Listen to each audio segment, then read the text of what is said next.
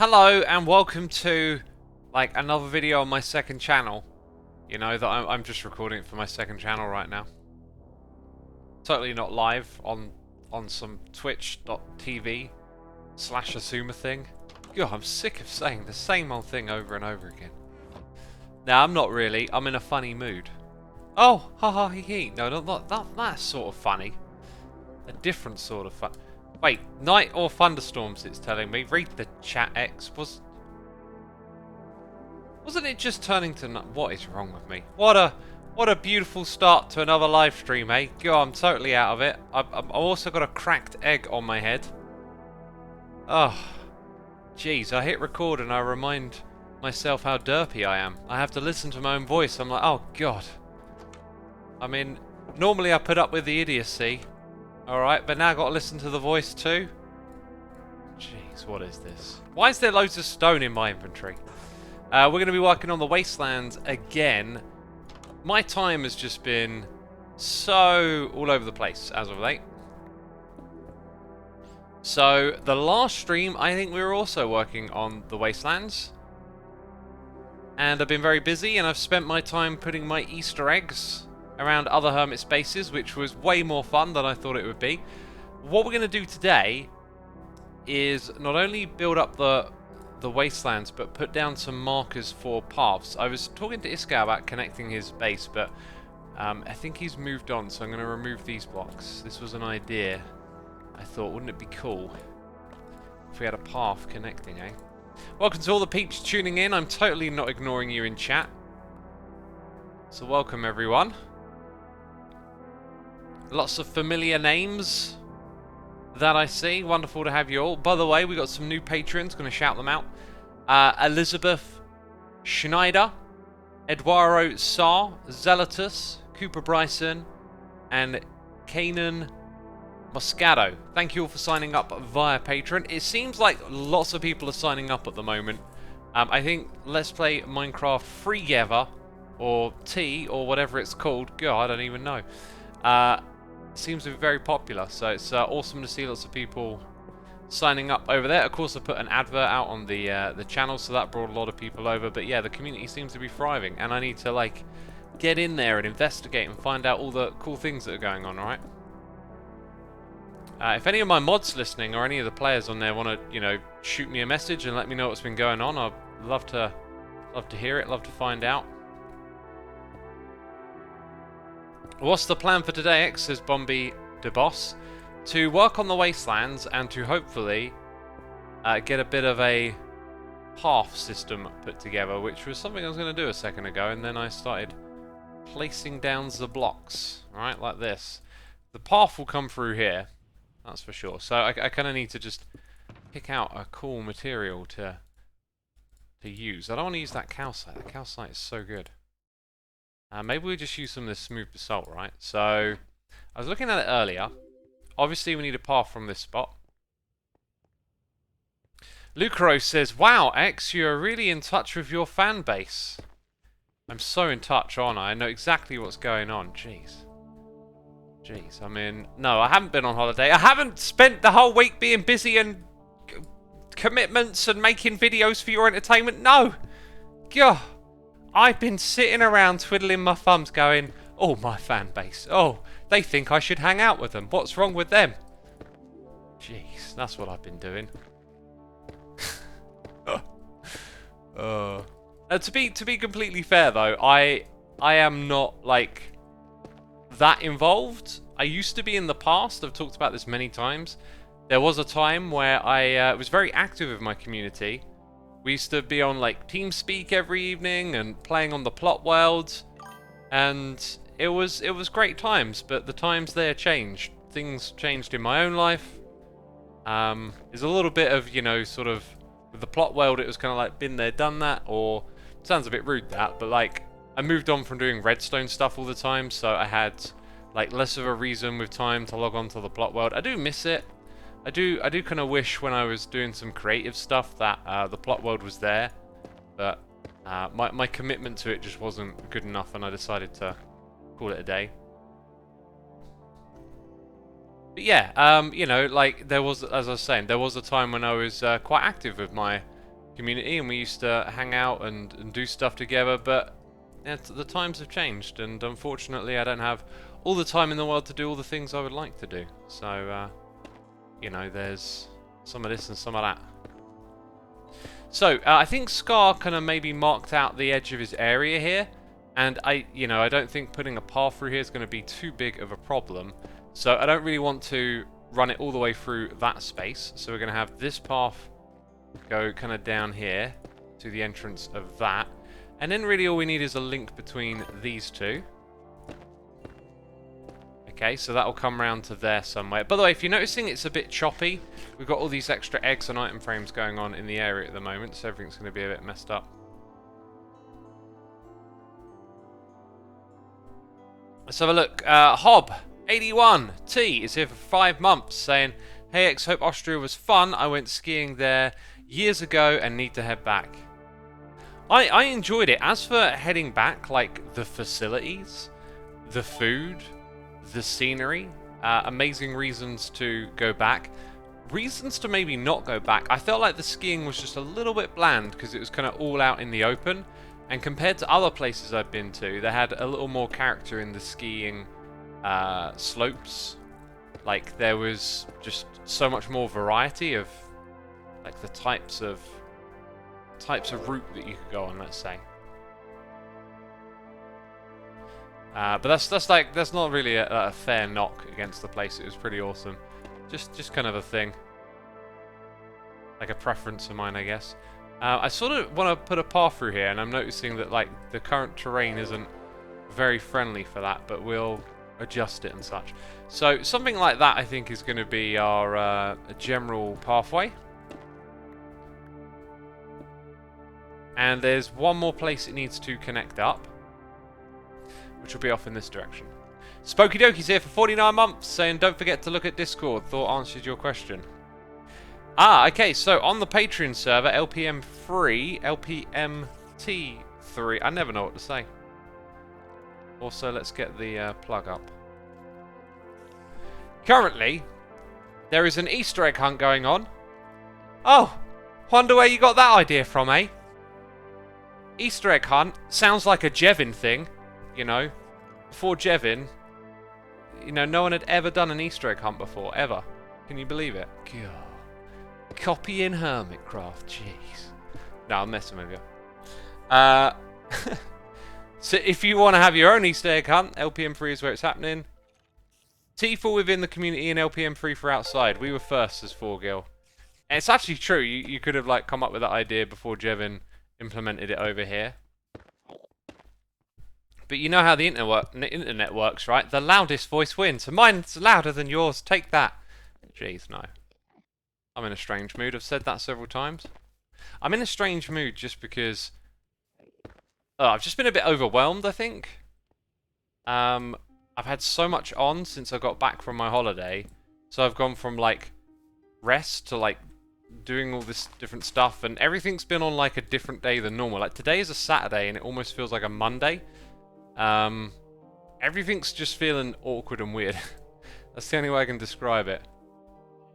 So this path, I feel like it should connect to that one. I do just want to check, are there any other paths around here? There really isn't. It's going to sort of awkwardly connect through this space, I guess. So the path would probably literally run like this. Up into these hills. But this will be our goal for the day. Let's put these paths in and to make the wasteland more interesting. Where was I on those noises, eh? Creator Subby, thank you for the Prime Bell. Stephen, thank you for 8 months. Just dropping in to show off anniversary. Keep up the good work on these videos, dude. Enjoy your evening. Thank you, my dude. FW Games, thank you for 34 months. Songbird T here for 52. Ivan Daniels has subscribed, and that Christopher's here for 75. Oh my goodness me, you know what that means, don't you? You know what that means. 25 more to the 100. Glad to see you back from the vacay. Happy Easter, Egg Schwammy. Thanks, my dude. Egg Schwammy. Egg Schwammy. Makes me think of like eggs, but as omelettes. Omelette void. Oh, where are we even going with this now, eh? Huh, do these... I think these kind of touch again up here. Just got to stop the leaves touching, that's it. Oh, they actually go all the way up there too, do they? Luckily I can reach the stars, but not that one.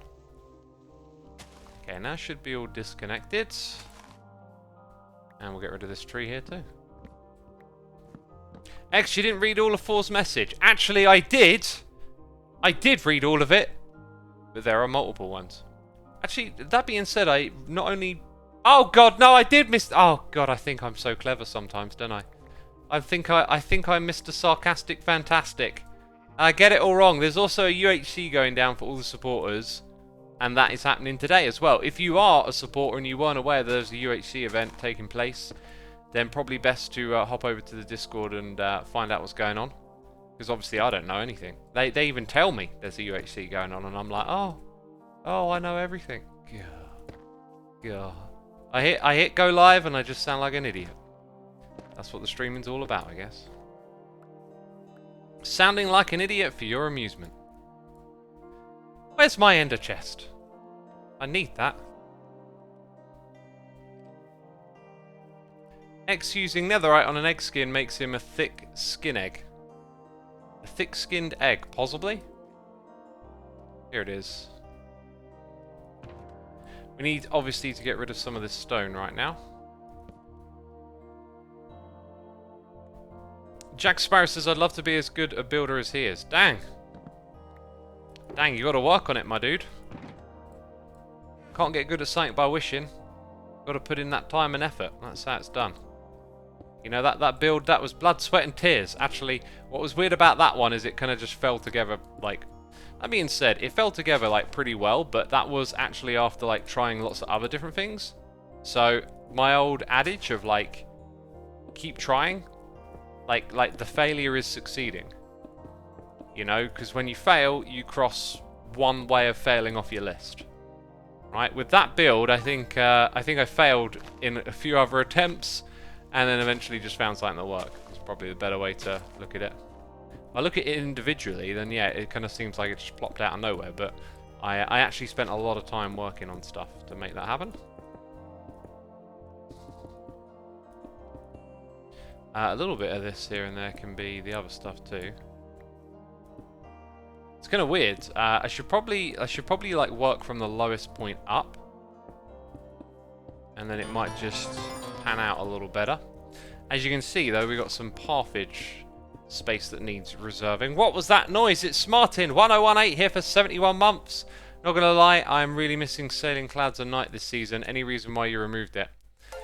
Yeah, I wanted things to be different, and I didn't really want to like rule anything out. Like there's a lot of, I don't know, how would you describe it? Like tradition and streaks, and oh, I've always done the thumbnail this way, and all these ideas, and I just wanted to let some of them go, so I let go of the intro music, which I wouldn't mind bringing back, but for this season I think I'm just going to let it be, so maybe next season we'll bring it back. It also helps just simplify things a little bit. I kind of just wanted the videos to feel a bit more old school before this like over-the-top production value kind of came into things.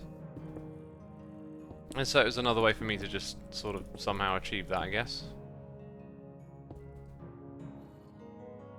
So yeah, I don't want to do too much Wastelands expansion directly like we're doing at the moment while I've got this nice path layout going on, but I do have a lot of stone here that needs to be gotten rid of.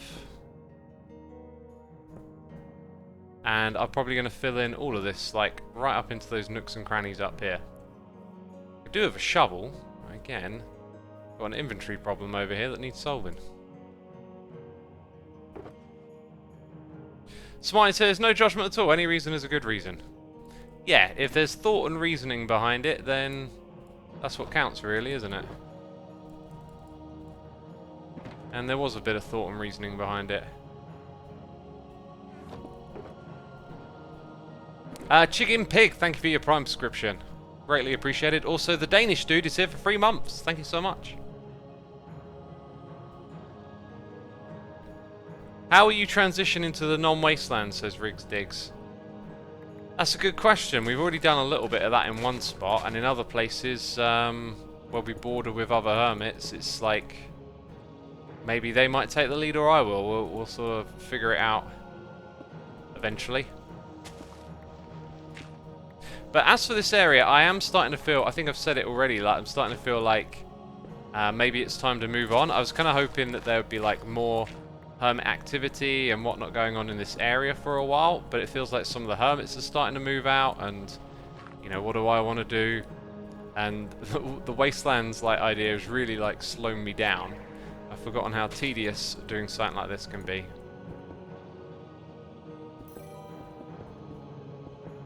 So yeah,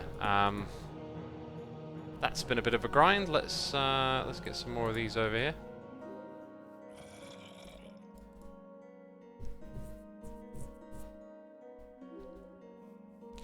And let's read some messages from chat as well. Russell Wood is here for 15 months, and Marks the Mialoo is here for 9. That's a Twitch baby right there, isn't it? I've been making some Doom mods lately. I love a good boom shooter. Oh, I do love Doom.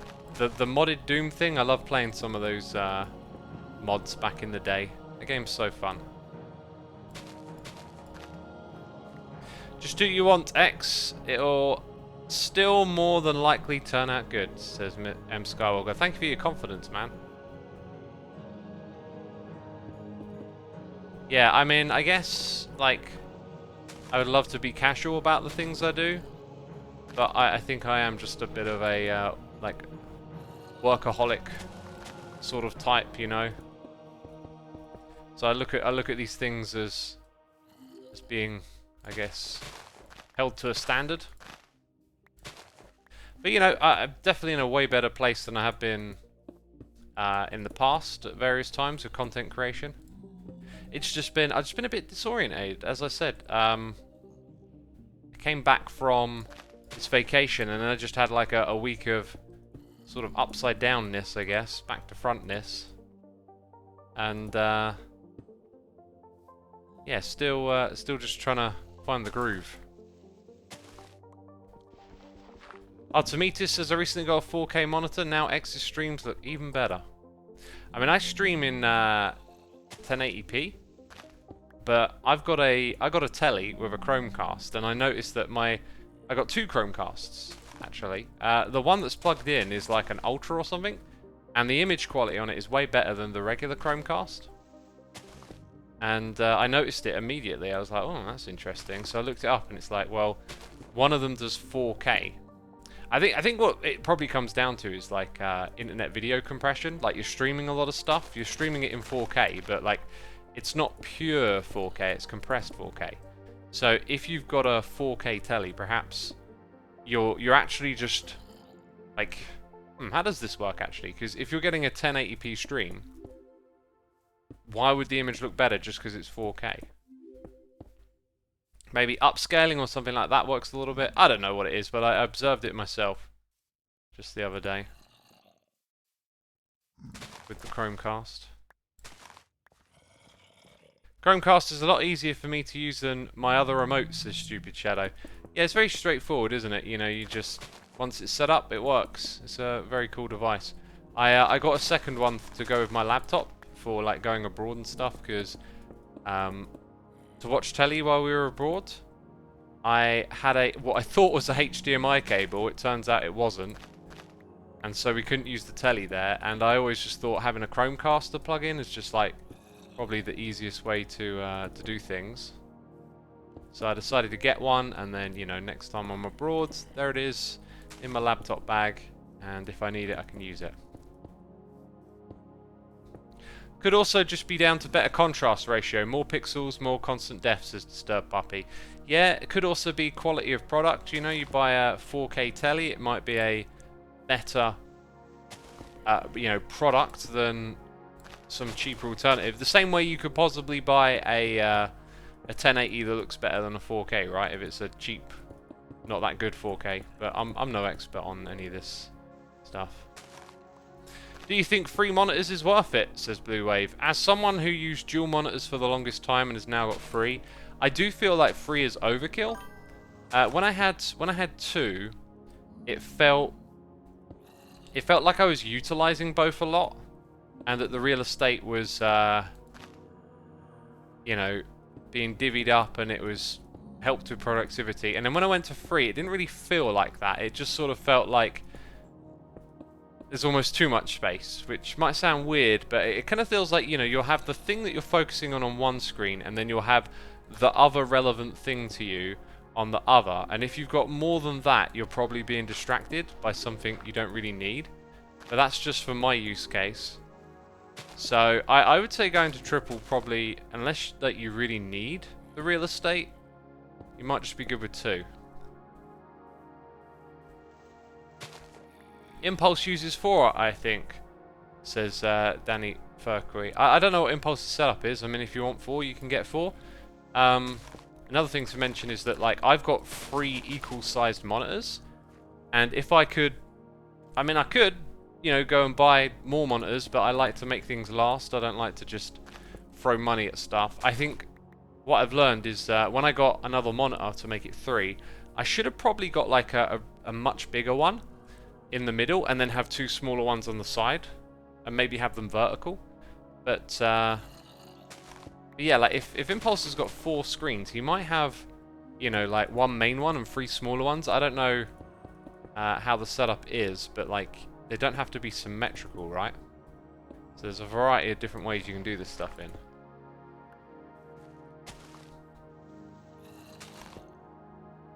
Do you think that Minecraft will ever fix the rendering distance issues, says Gimbust? I mean, I'm not aware of what issues you're on about. Like, because it's a PC game, there can be all sorts of issues for different players. I mean, if you're having an issue and you don't report it on the bug tracker, then Mojang might not even be aware of it, so always good to make sure you've reported it as well. A vertical screen is really nice for reading chat, says that guy with the long hair. Yeah, that's what I'd want it for, those kind of documents and chat and stuff. Mimi17032001, thank you for 6 months of support, greatly appreciated. Did I pick up my ender chest? Nope. So, like, wasn't it lying...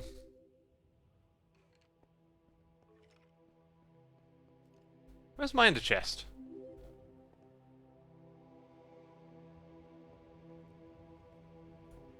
Did I plop it down somewhere else? Actually, I remember opening it up to put like logs and stuff in, and that must have been somewhere over here. Yes, you put it somewhere else. Okay, I did put it somewhere else.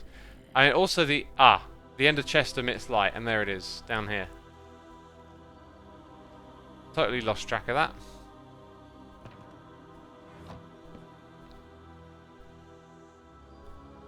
Would you consider including chat in your stream VODs on the second channel, says Kauma888. Nah, I don't really like it when chat's on screen. I don't like face cams on videos, I don't like chats on videos, I just like hearing and seeing like what's going on. So I don't really want to add that kind of stuff. It's like just another layer of noise.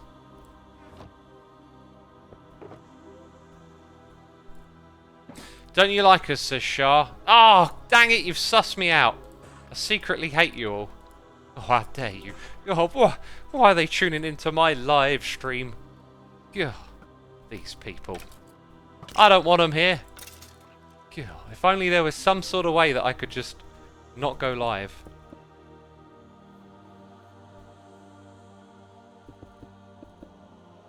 Let's rip out some grass here, that's the way we'll do it. And we find random hole, leading down to secret cave.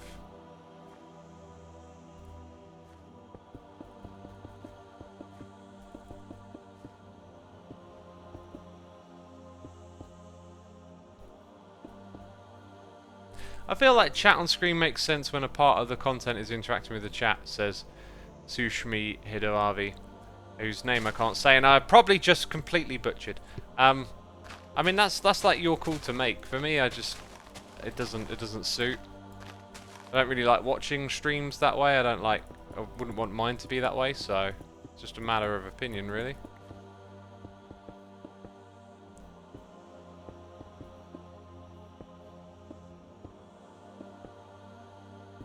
Any hoozle. A little bit of something I wanted to talk about. I went to the Science Museum in the week in London. And while I was there, I had a little bit of like a revelation. No, just a thought, nothing special. I was going around the museum, and it's been a long time since I've been there. And when I last went there, I wasn't as into, in fact, I might not even really have been into education type content on YouTube much at all. So the last time I went there was probably over 6 or 7 years ago. And I noticed that all the things that I were reading about and seeing and whatnot, like, they're things that I've also now, like, learned a lot about via, like, watching YouTube videos and listening to podcasts. And it made the experience of going around the museum not as interesting. I was kind of like, huh, yeah, I already know about that, and oh yeah, I saw a video about this. Like, the amount of times I would, like, see something and then just be, like, thinking of a video on that topic. And it kind of got me wondering, like, are museums possibly on the way out? Maybe they have a problem coming their way, if they're aware of it or not. Because there's also, at the Science Museum, there's a bunch of, like, little technology stalls, you could call them, with, like, a camera on it. You can put your face in front of it and it will age you. It will make you look older or like a different gender. And this is, like, technology that's now in your pocket. That's better in your pocket, like your smartphone.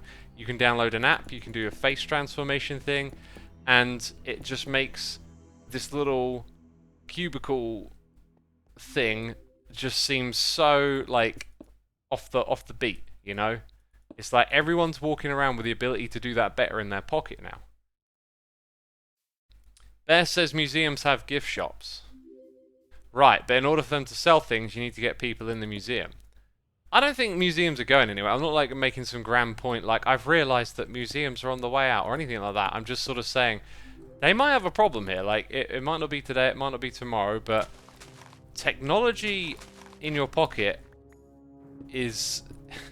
Someone could have said this years ago with, like, you know, Wikipedia's in your pocket now. Why would you go to a museum? There's definitely something about the experience of going there and being with other people and whatnot, so, you know, can't rule that out as a factor, but there's definitely something to be said about some of the interactive experiences that they offer. They can't compete with, you know, things that are on your smartphone already. So to me, it seems like potentially in the long run, they might have a bit of an issue there.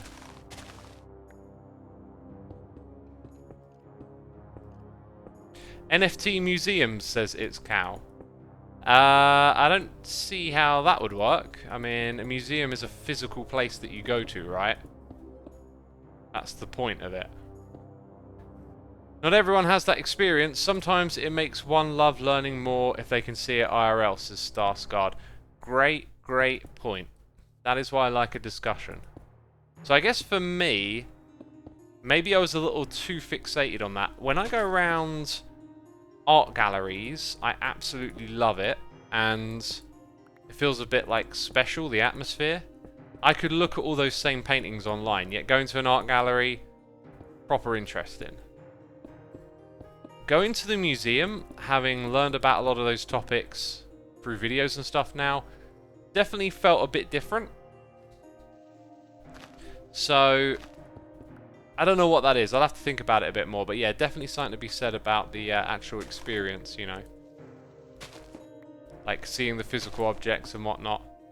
Maybe it's just a case of, like, some of these things need updating a bit, right? Maybe not everything. Maybe not the whole concept is in jeopardy or something. It's just maybe there's a couple of ideas that are a bit dated that need sorting out or something.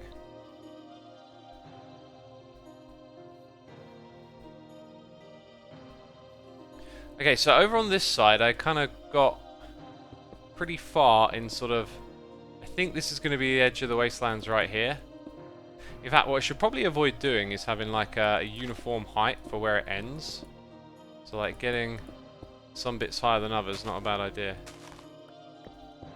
100% agreed, the experience is everything, says Wrigley.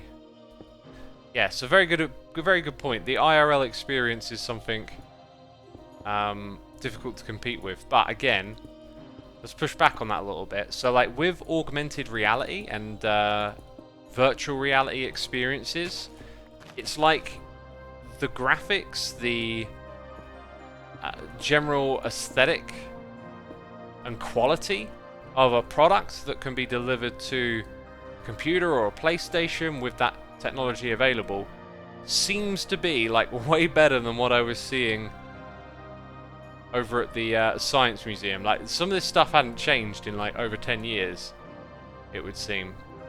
And that's a bit of a problem. Now where is my ender chest again? Because like I must have moved it and for some reason I can't remember where I move it to. Dang it, where did I put it? Did I put it in there? It's all the way over there. How did it get further away from where I am? What is going on? How did it get even further away?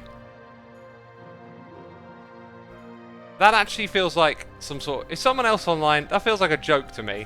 How did I get... I was working on that area and that... It probably was XP! There's no way I wandered over here, right? Someone's playing shenanigans on me. I suspect total shenanigans. That's pretty good. If XB wasn't there right then, I probably would have felt like a little confused with myself. I only moved it. Oh, you did it the first time as well. Goodness me. Goodness me. What a prankster. Dang. Yeah, I mean, even the first time I felt a little bit like, huh. What's wrong with me today, eh? Can you hear all those baddies in the ground? By this time, you can't move it because it's all in my inventory. All those baddies underground. Museums, in my opinion, are like traditional classrooms. In the information age we live in, the purpose of education has changed. Museums, like libraries and classrooms, used to be the source of information. That has changed now. I think those places are not going away, but the purpose of education has shifted and needs adaptation to the times we live in. The question is, what can these places offer beyond the theory? The theory they offer that digital content can't offer. Message there from Curls. Very insightful. I feel like that's perhaps a much more articulate and eloquent take on the thing that started to scratch away at my head a little bit, right? They need to adapt. They need to repurpose a little bit and stay relevant. Because, yeah, the way people are being educated is different. And the experiences offered, you know, in the comfort of your own home are changing. You don't have to go all the way to a museum to learn about something or to see this new, cool, novel experience. Like, I remember as a kid, like, a lot of the time it was about going to some place to see some show or something that they put on, right? And some of these things would move around the country or whatever. And it feels like there's way less of that now. And it's because, like, the experience you can offer compared to what can be offered at home has changed. So yeah, museums might have a bit of a challenge on their hands, I think. But it makes sense that it wouldn't go away because people like really value the fact that it's like physical, sort of in person, and that you can see the things that you're learning about. They can actually be there. But it certainly asks some questions, doesn't it? And gets you thinking.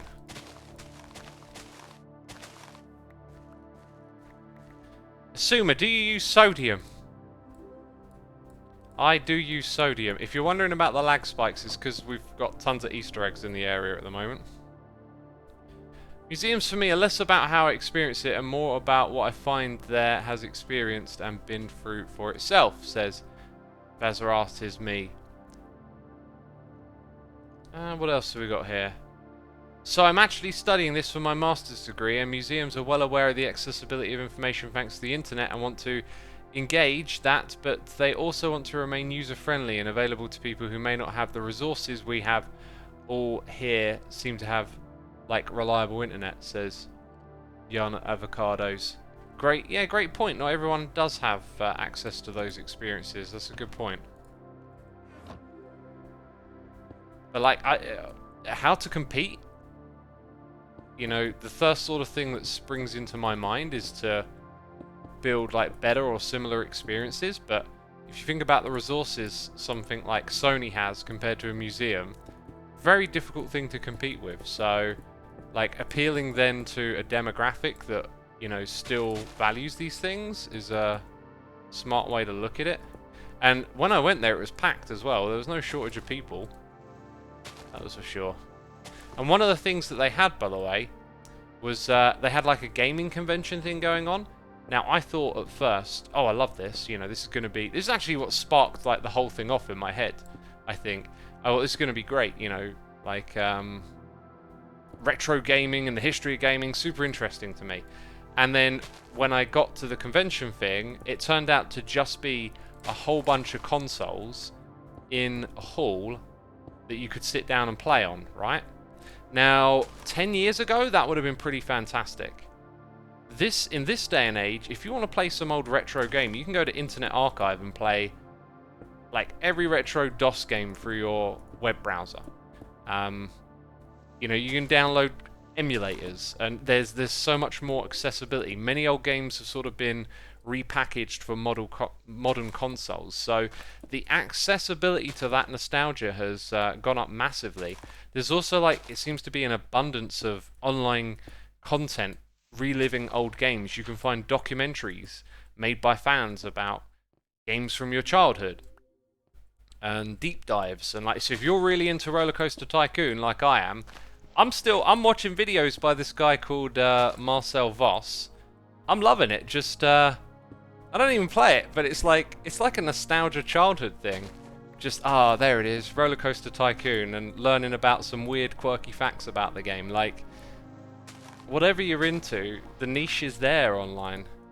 DOSBox, says Ishii. See, I remember when trying to set up DOSBox was difficult, and you got this CD of the old game, and you're trying to get like the image of it to work with DOSBox, and you're reading a bunch of forum posts on how to do that, and all that's gone away, and it's just like, oh, just load up the browser and DOSBox runs through the browser, and someone's already configured absolutely everything you'd ever need to know.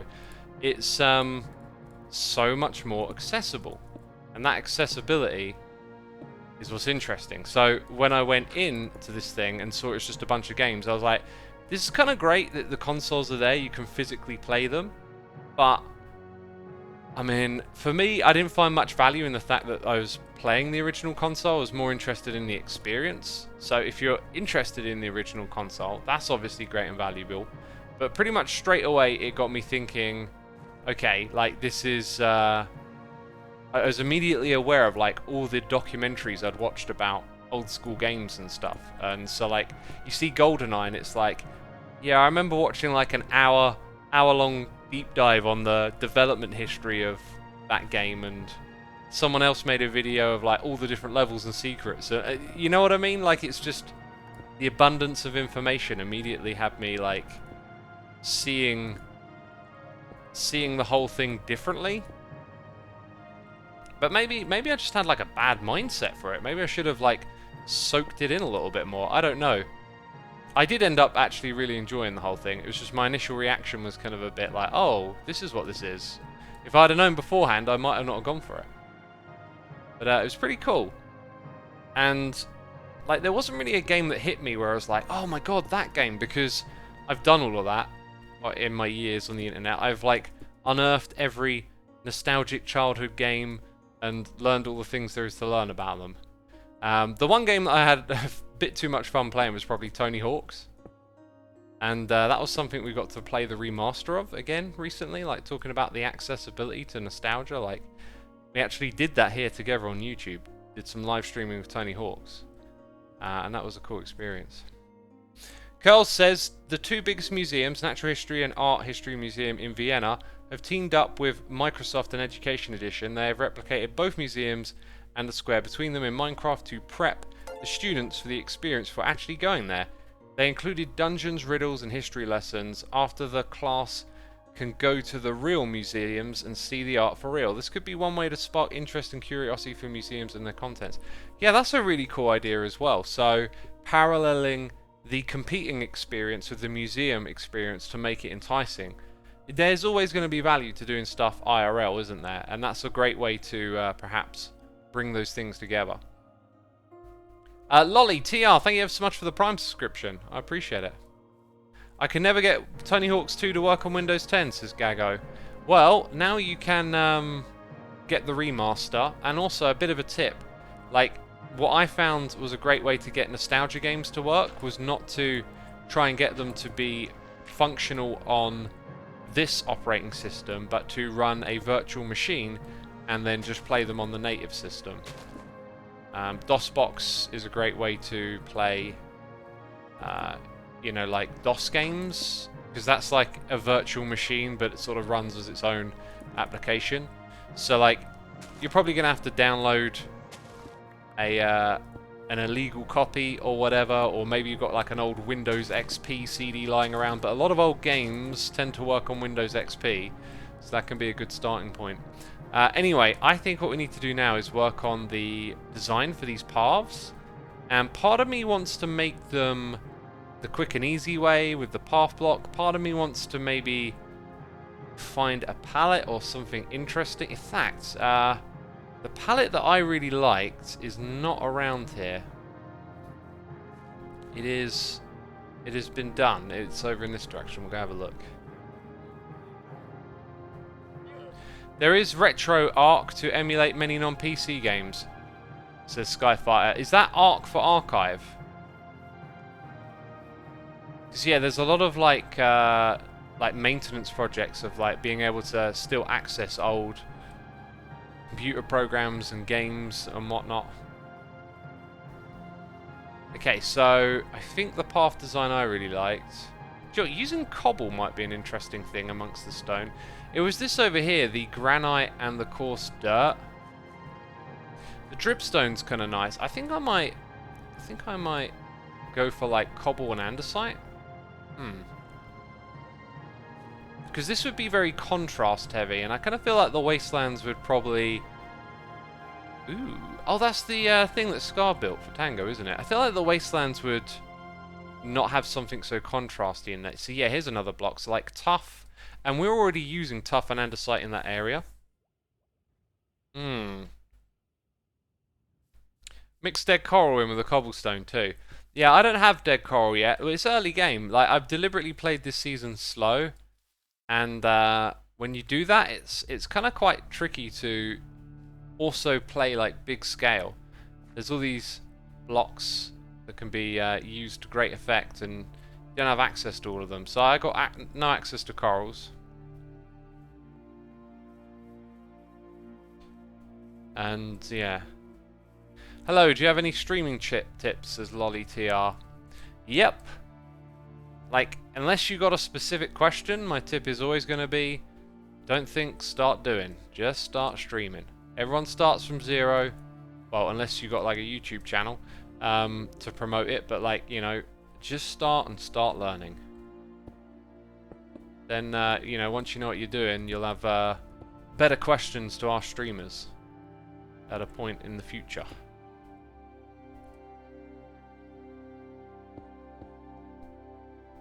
So, chat, what do you think?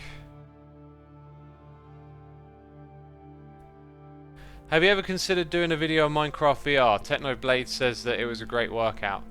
I'm not really drawn to VR because I think it will just make me nauseous. And as for workouts, I get all the workouts I need, so I'm usually resting when I'm playing Minecraft.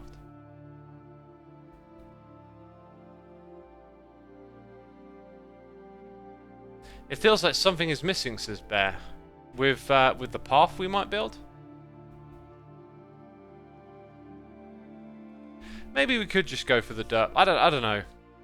We need a bunch of grass. Oh no, actually you can do it with dirt now. So we need a bunch of dirt, grass, etc. It's just going to be so contrasty, and I'm not sure if I want that. So could make diorite paths. I can't help but feel that deep slate might not be too bad. Deep slate mixed with tough. Oh, look at that. There's a nice great. Ooh, Minecraft gradients. Oh, I'm clearly a Minecraft geek. If I get excited about a gradient. look at that block gradient. Oh, jeez. You weirdo X. Right, and not only would I want that, I would want variety of blocks too.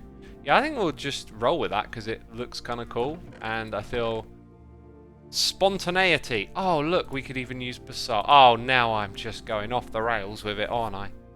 He's unhinged. Someone get a control of him. He's put 5 blocks in that pallet. Jeez, what a loon. I have said so many things, I no longer know what to say. I also don't have a lot of cobble. Yikes. Need to scheme on a way to get some cobble. I mean, I got all this stone from Corrales, right? Corrales is a sweetheart. He'd let me take some cobblestone if he had it. Lichen would, funny enough, probably go really well. God. The juices of creativity are flowing, peeps. Right, let's leave those in the inventory because they might be useful. So we're going to make some variants of these. We just need a little bit more cobble. And we want some lichen. So like and subscribe, peeps. Like and subscribe. Oh, X, where did you get that one from? I think that actually came from Joe Hills. I don't know. I heard it somewhere. Now this stuff, if you want to farm it like uber quick. Right, let's go grab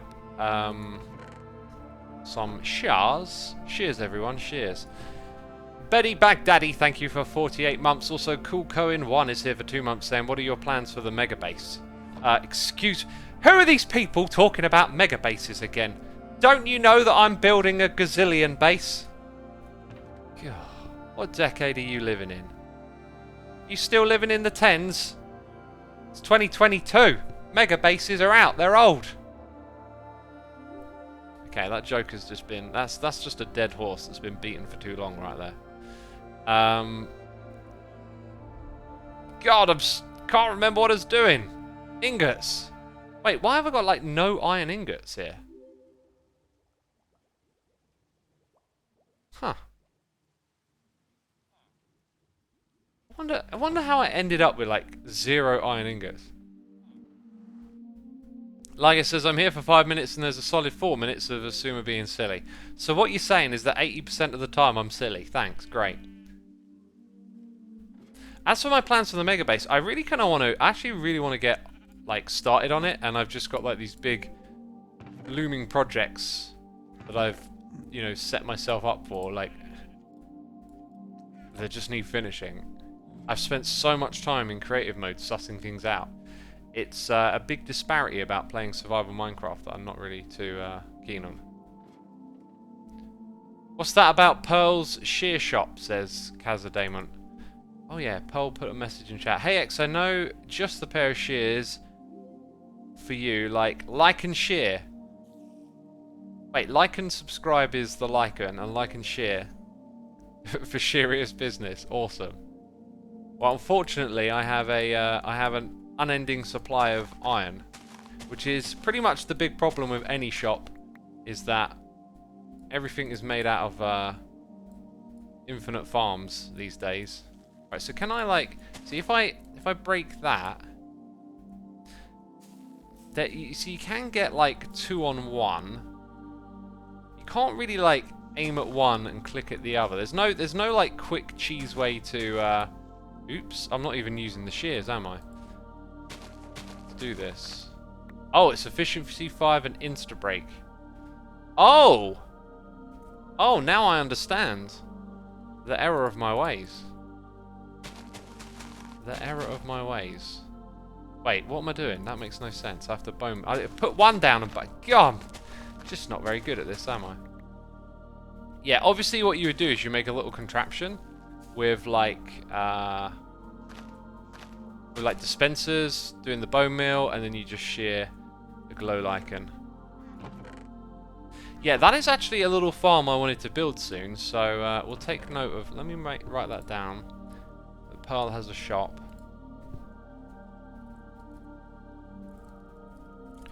Yes, so there's another building I want to put in the area that would have a lichen farm in it. So maybe what we'll do is then use Pearl's shop to get the ideal shears for that. I didn't really think about that. Anyway, I just wanted to grab a few pieces to see what we can do here. It also means that the path gets to be slightly luminous, which sounds good. Right, we got Curls of Doom gifting a sub to Pearlescent Moon, who has officially been unlurked. That's the term, isn't it? Unlurked.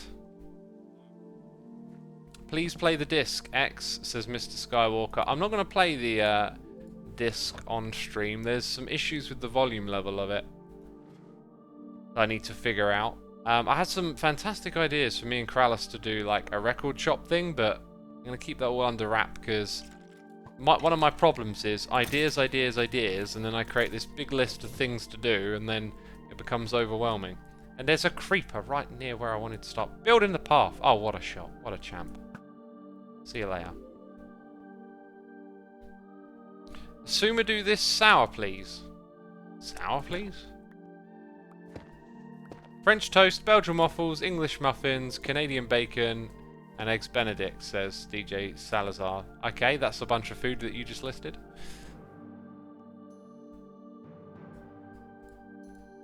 I don't even know what to say about that. I can tell you that I haven't had a curry in a while.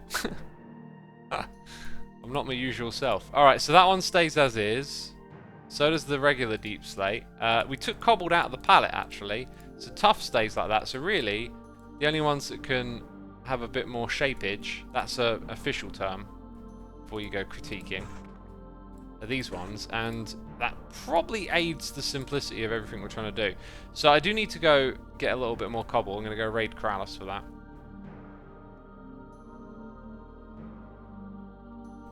Curl says, I had the first curry today since 2 years. It was a pleasure for my taste buds. That... How has it taken this long, Curls? How has it taken this long? I'm guessing maybe just availability, but... yeah, I been on holiday, haven't had one in a while. Right now, I'm not really in a like a foodie mood. Ooh, glow sticks. I've just been like, you know, eating what I need to eat day to day and just getting on with it. Actually, I think it's a really positive thing. I think when I get into food, it's maybe a bit of a sign of just air quotes struggling. Okay, like I'm not gonna make a big deal out of it as if I'm suffering or something, but like if my mood starts to go a bit south, I might have just taken all of Kralis's cobble then. So okay, Kralis has got the stone. There's no doubt about that. I apologise, Kralis. It's for a good cause. I'll get some more soon. Come on, there's got to be some more cobble. We can't take all his cobble.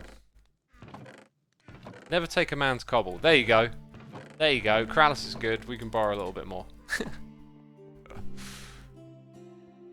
Oh, there you go. Thank you, Pearl. If I need more, I'll raid you next time. See, look at these hermits. Aren't they wonderful?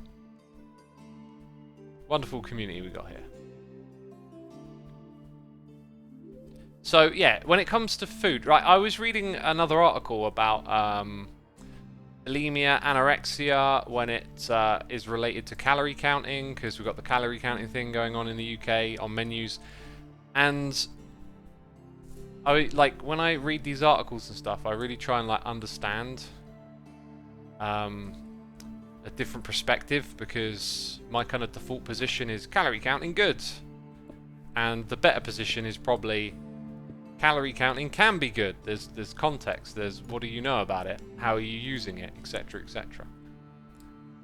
And and they were talking about food disorders, and I was reading the definition of I think one of them, which talked about over-exercise and over-emphasize on calories, and I thought this sort of just sounds like me on paper, right? But to me, what I'm doing feels healthy. In different ways, psychologically, physically, la la la. Like it doesn't feel negative. So I don't think I have a problem, but it certainly just made me think a little bit more. Made me think for a second. I was like, well, you know, like I like to waffle on about food. I don't think I have a problem because I'm just like a hungry person, and I just keep it under control and eat right and have a good diet, and you know.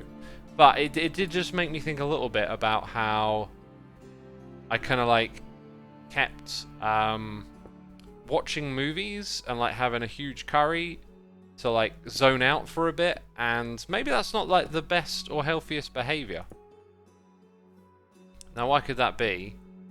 I'm not entirely sure, but like it's the action of it all. I was thinking it's like when I'm good, when I'm doing good and I'm on a good streak, and you know things are all right, and you're not being brought down too much or whatever. I don't feel the need to like do that as much. Yesterday my plans were kind of tipped upside down a little bit. I mean, wow. I like to make things sound really dramatic. Plans changed for like what we were going to eat and do, and so I could order something, and I didn't order a curry. Because we now got the calorie counting, I ordered from a place that had all the calories listed, right? And so pulled out my app. All right, I need to eat about 2,000 calories. Pick some stuff out. There you go. All good. I see Villapixel. I'd like to read your message again in a minute, actually. Let me read it now for a second. To myself. Oh, interesting. Okay. Alright, fair enough. Yeah, so, back to what I was saying. So my plans changed, picked exactly what I wanted to, but because I was in the mindset of, oh, I'm having a takeaway, I decided to watch a movie. And I felt really weird. I felt like I could be doing other things with my time. I don't need this. I've got like a video to make, etc, etc. And it just kind of made me like look at the behavior a little bit different and think, when I'm in a bad mood, I, you know, do this thing of like watching a movie and taking myself out of it a bit and enjoying some food. I think all of that is actually like really healthy the way that I do it. I don't think it's a problem, but it just made me think about it a little different. It made me think, maybe this, you know, deserves a bit more caution or something. I don't know. The main point of eating disorders is that they are a disorder, which means dysfunctional. People that have eating disorders, i.e. anorexia or bulimia, have an altered perception of food and their brain works differently, and that's why they are disorders. Yeah. So maybe what I'm seeing is a similarity between the two, but like I'm not dysfunctional with it, right? Like I'm completely in control and even perhaps aware of what I'm doing, and therefore just, you know, using it. Like, I don't know, like some people can use drugs sensibly, which might sound like a bit of a strange statement, but I don't know. It certainly seems like some people are capable of using alcohol in like the right situation to like ease up their, you know, get that confidence or whatever. Ooh, wait, I'm doing this wrong. What do they call it, you know? Confidence juice just doesn't sound right, but that's what's coming in my head. Yeah, like, alcohol can give you that confidence, and sometimes it can actually be useful to have access to that. Right, yeah, I was just thinking the cobble just, like, the cobble feels like a bit much. It's like we could have some bits that kind of rise off the edge and whatnot, but I think maybe the way to go is just with the deep slate. Maybe not even the tough. Maybe bring in that other deep slate block. Then we can have some slabs and stuff with it. That's probably what we need next. Liquid courage. That's the old one they say, isn't it? Social lubricant. That's another one. There you go. So yeah, I don't touch alcohol, but I like occasionally I wonder about using it like as a utility like that, but I just don't want to go near it again, so I don't. But certainly one way you can use it. Right, let's see. I do have enough space. And I can now do this. I can also do it with the other colours, can't I? I think that one's going to fit in best anyway.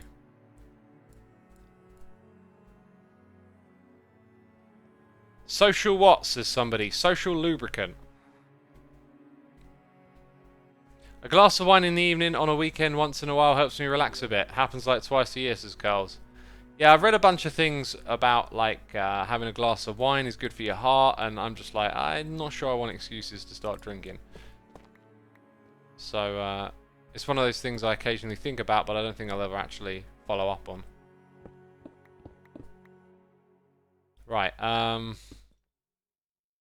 so yeah, we can do a little bit of this in this area too. I don't know, I'm not really sure if I'm feeling it yet. Like, I feel like I'm missing something as I put these blocks down. Just don't know quite what it is. Actually, what it probably is is the old lesson from Scar of like creating rules, right? So like you should have veins of something going through the area. You know what? Gravel. Gravel would be really simple. Considering I'm not sure I like this that much, like let's go put a bunch of gravel somewhere and just do like gravel and stone. Maybe that would work.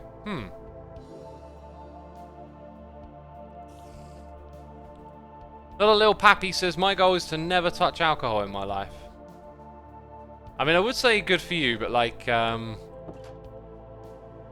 don't like to be too of my own opinion sometimes, right? Like, if you've never done alcohol and had your own experience with it, then to be adamantly against it, I don't know. Like, it's easy for me to be like straight anti-drugs or whatever. But maybe it's not that simple. And, you know, some people have had experiences of alcohol that's secondhand, where you see what it does to other people and you just don't want to go near it, and that's fine too.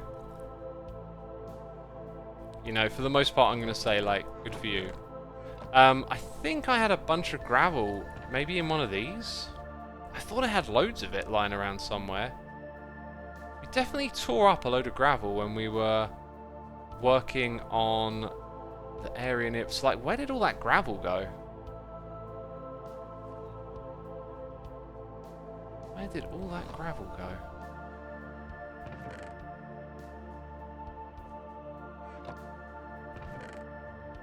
The one thing I'll never go near is cigarettes. Both parents used to smoke and all my friends never wanted any of it, says Carls. Yeah, if someone's like, hey, I never want to touch cigarettes in my life, like, immediate thumbs up, like, yep, don't go with cigarettes.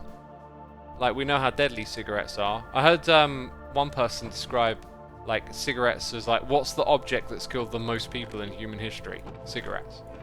You know, like, interesting way of looking at it, because one cigarette probably won't kill you, right? But, you know, they're deadly, there's no doubt about it. And do we look at alcohol in the same way? Should we? I don't know. I don't have all the answers, peeps. Alcoholism runs down one side of my family, so I try and stay away from the stuff, says Phaeton. Yeah, you know, of all the things I've listened to about alcoholism and whatnot, and recovery, etc., etc., a common thing that comes up is, like, if it runs in your family, that seems to be, like, a big deal. That it means you're going to be quite likely to have a problem with it too. So, good on you from, like, staying away from it. Yeah, probably won't need that much straight away. Thoughts on vaping, says Stop Tadpole. I think vaping is pretty much like smoking. By the way, Decrypt, thank you for 16 months of support. Greatly appreciated. Also, 1,700 peeps tuned in. Thank you everyone for tuning in. Greatly appreciated.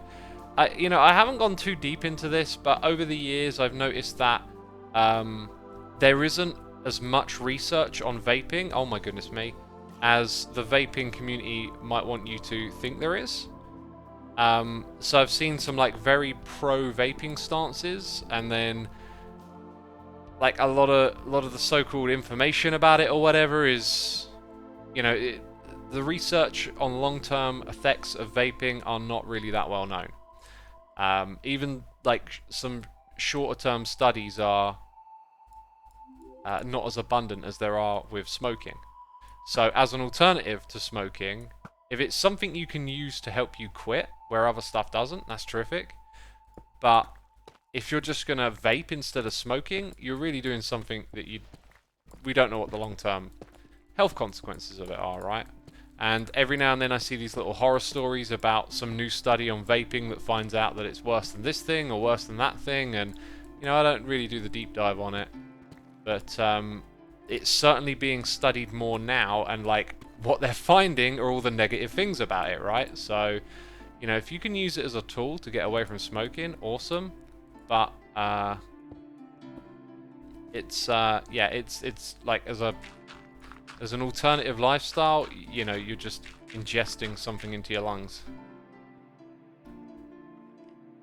I feel like this stuff should perhaps be sunk a little bit. I also now realise that I've like thrown away all of my stone blocks, and I need them to like build the edges. Maybe I'll just like put down the gravel, accumulate some stuff, come back later. I don't know how to do it. But like bits like this, ugh. So we don't want to fill in every single block, obviously. But we'll have like most of it be gravel.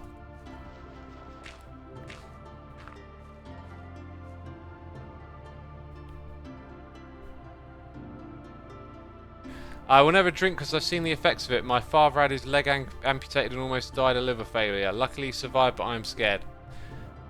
I mean, yeah, don't drink then.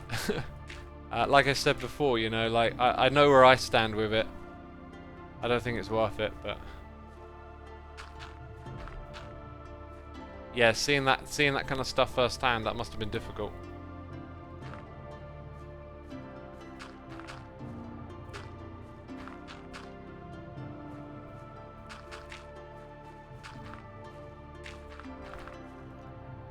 Right, let's get a bit more of this stone out of the way then. Oh yeah, we got that like instant mine going on. And this is how I guess we'll reaccumulate some stone, right? Actually, if you look at this, if I now dig out this bit here too, we probably got more of like the path shape that I want. Like we want the path to be recessed down a little bit. And we kind of get some of that by just doing this. That's actually super good idea. I mean, this bit already now feels to me like it should be recessed down too. If it, you know, if it ever feels like you're watching an X stream and you're like, X, do you actually ever get anything done in this game? I feel like this is a huge part of the game. Just constantly redoing stuff and being like, not good enough, not good enough, not good enough. But then eventually you get there, right? A million years later. Tunes are nice today, says Ardenese. I feel like Jalur is like the best sort of like crossroads for dungeon sim for like the average person. It's got quite a lot of that like medieval fantasy music vibe to it as well, which helps.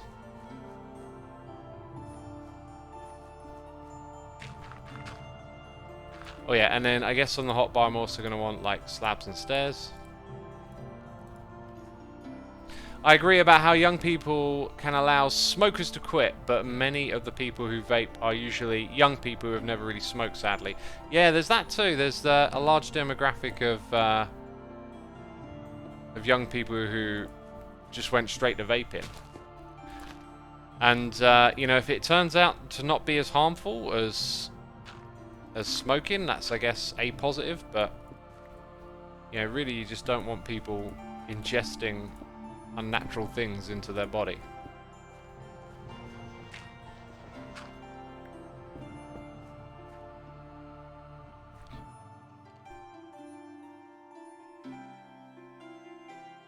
My uncle was an alcoholic and he was so unstable he had to move in with my family. One day he came home so drunk that he fell down the stairs and got really hurt, which wasn't funny back then, but now it's funny now looking back on it, says Jonas Gaming. I mean, I wasn't there to know. I've noticed one thing about like people falling over is when it's your friends, it's hilarious, but like when it's strangers, it's not. Or sometimes if someone's like old or elderly. But yeah, there's something about seeing your friends stack it that's just like forever hilarious, right? Okay, so I haven't put any of this glow lichen down yet, so let's try and make an effort to do that one too. As I feel like this is the way to go, really. Just gonna plop it down randomly. My gut tells me to like sort of have it go off the side of things a little bit more. Okay, so we're probably gonna have it like down at this level, and then at that level there. This is pretty much the way to go. I think we're gonna settle on this very soon. I'm gonna be like, yep, this is working. We'll stick with this. I'm feeling it come together. And the glow lichen will help, you know, prevent a few spawns here and there and stuff, which is cool.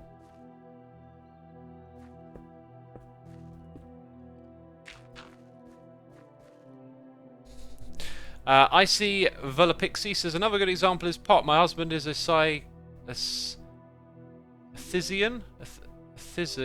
Why do I feel a Thisian? A Thisian. I feel like that word is not written correctly. He supports the use of marijuana for medical treatment, but not smoking it. Inhaling things creates more health problems than it solves. Yeah, I'd totally down for like the medical uses of marijuana. I myself use hemp oil for recovering from injuries and stuff, and that stuff is super effective. Like, it uses the CBD component of marijuana, which is the non-psychoactive. It's the part that's like the mellow out, relax, right? And then you got the TCH, I think, if I'm remembering my letters correctly, which is the psychoactive, you know, component of the drug. So yeah, the CBD that they put in the oil, like, I'll put it on my knees if my knees have had like a stressful day, and dang, like it really helps. It gets rid of all the what do they call it, inflammation and whatnot. So yeah, for medical uses, totally on board with that. It can relieve a lot of pain and suffering.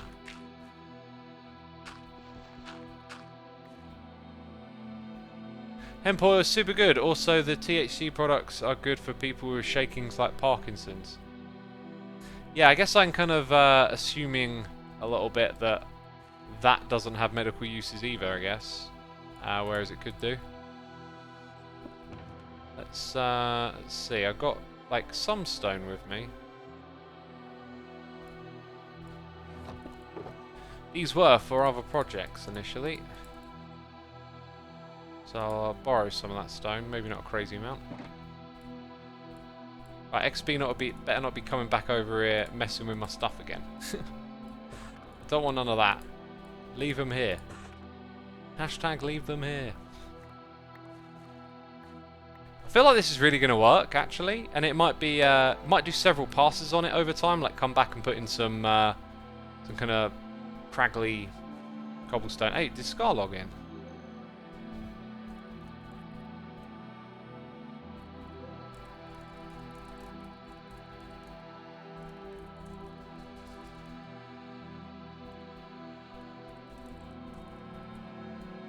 Let's see what Scar thinks of these paths.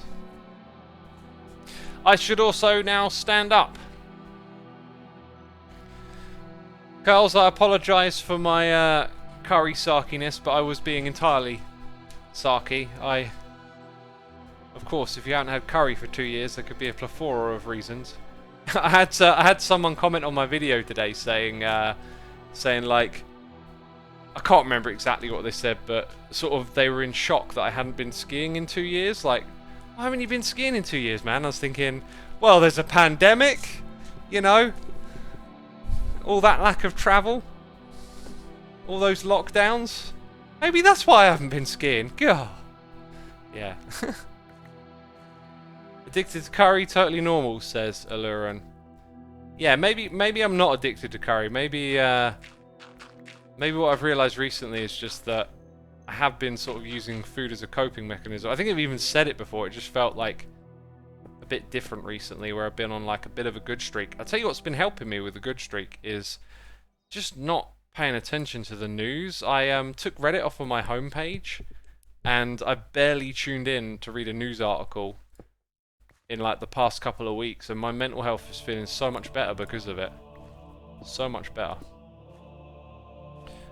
So I kind of feel like that's contributing to me not feeling this need to like zone out, watch a movie, and enjoy a curry. I've just been pretty content with like what's going on, which is good progress, I guess.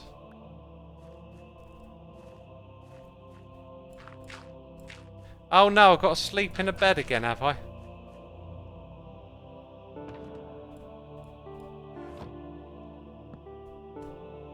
Thoughts on Elon trying to buy Twitter, says Stop Tadpole.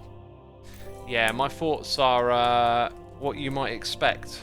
That there's this thing happening, and all of a sudden people take it and push it to the extreme in different directions.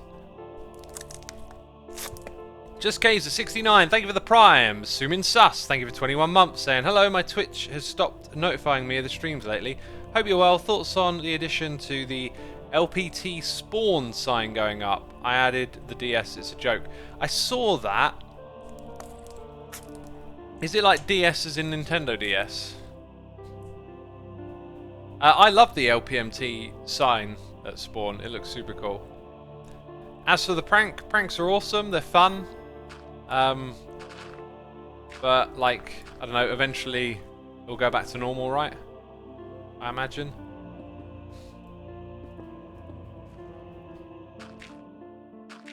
Ah, this music's so good. It's just mellowing me out right now. Didn't we have a question about Elon? That was it, yeah, about, I watched Elon's TED Talk today, which was interesting. It's one of those things where it's like, because he's accumulated a bunch of haters and stuff, like, people take his actions, spin it to the worst thing it could possibly be, yada yada yada. Look, if the guy buys Twitter, makes changes to it or whatever, like, it'll be at some point in the future that you'll understand what those changes mean and whatnot. As of right now, it's all speculation. And my personal take is the reasons he wants to buy Twitter, the changes he wants to make, they tend to coincide with my own personal views. Like, I think that having an edit button on Twitter would be a great idea. I think that freedom of speech is important. And that's not just the freedom of your speech, but the freedom of people you don't agree with is important. And so I see Twitter as a place where I keep hearing these horror stories about people getting banned for saying this thing, saying that, and I'm like, you know, this is the new age of how people communicate, and there are people in control of it. So those people who are in control are making decisions that are having a massive impact on society. So maybe having someone come in who has different ideas could potentially make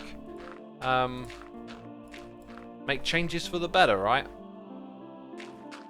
And I think, based on what I've heard Elon say, I wouldn't be surprised if some of the changes he makes are things that I agree with. Yeah, but Twitter isn't the end-all and be-all of communication, says Disturbed Puppy. Right, but at the same time, it kind of is a big part of communication. I think some people may not be aware to like how much journalism is done over Twitter. There seems to be like a lot of journalistic reporting and sort of first case reporting of news that takes place over Twitter. It's, you know, I go on Twitter for, hey look, I wrote about this Judas Priest record today, please come and read it on my music blog. That's right, I'm plugging my music blog again. Again? Oh, X, you write about music, please tell me more. No, I'll keep going on about the Twitter thing.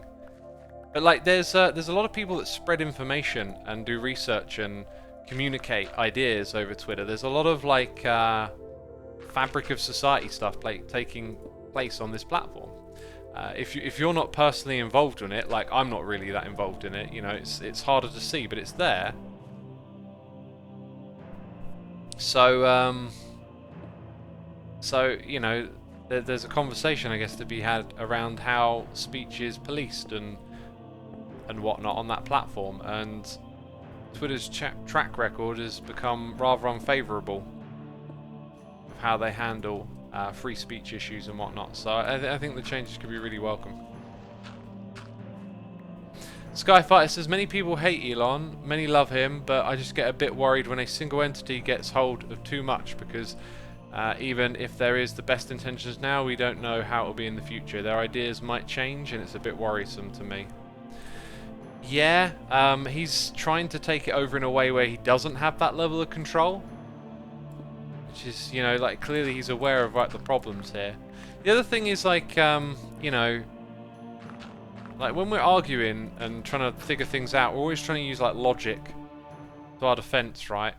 Sounds good, it sounds logical, but, like, if you use Instagram or Facebook, then you're already in, like, contradiction of your own position, because they're pretty much, you know, ruled top down by Zuckerberg, right?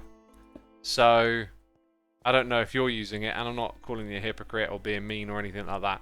Just sort of saying that these little like arguments that we attach to stuff, they often kind of sit in tandem with like other things that we'll use that will actually fall into that category, right?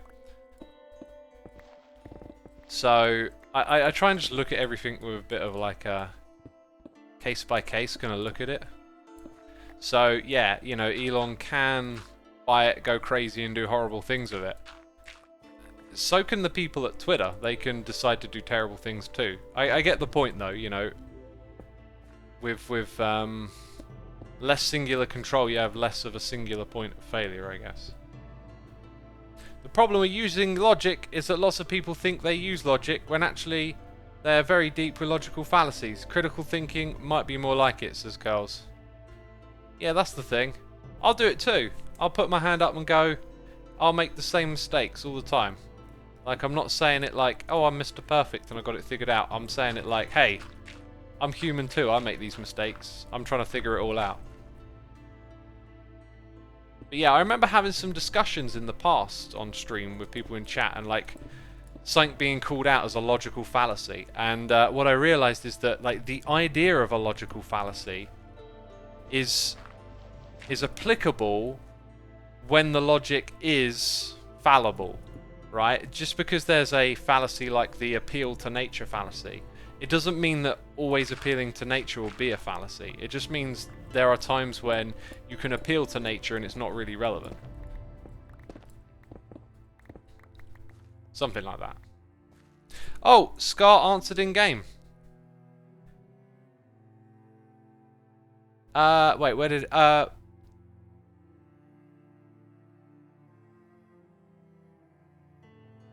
don't think Scar did.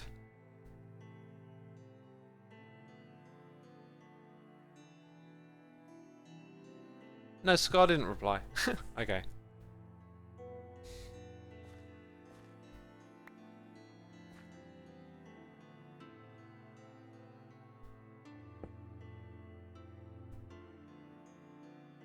I personally don't use Twitter, but it's embedded enough and important enough in how society functions and communicates that I recognise its utility. I most definitely don't envy the company in having to handle all of the content in terms of what to censor and what not to go through, though, says Oligarampido. I'm probably butchering your name. Yeah, it's a really, really good take on it, right? Like, it's such a difficult job to do. It's like the job that not everyone will ever be happy with, and was also right next to something a lot of people feel very passionately about. They do have a very difficult job over there.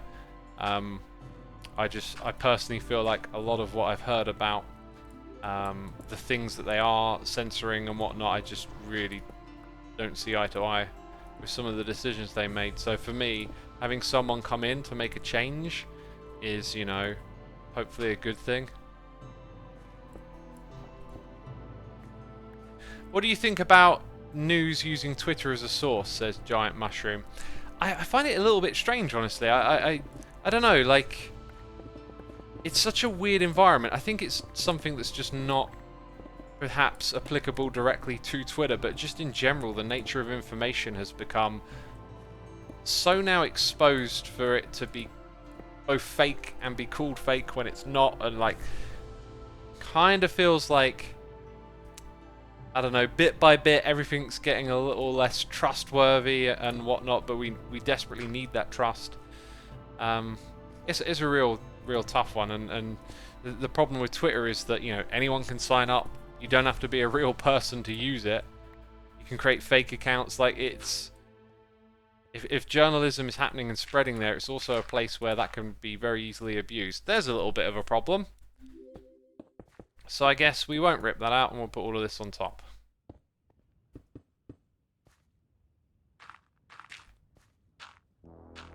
So this is where all of this goes now, I guess. And then, yeah, that basically comes down to here. This is the front of it. Journalism using social media just shows how bad the news environment is. Yeah, possibly. You're kind of making me think a little bit now about how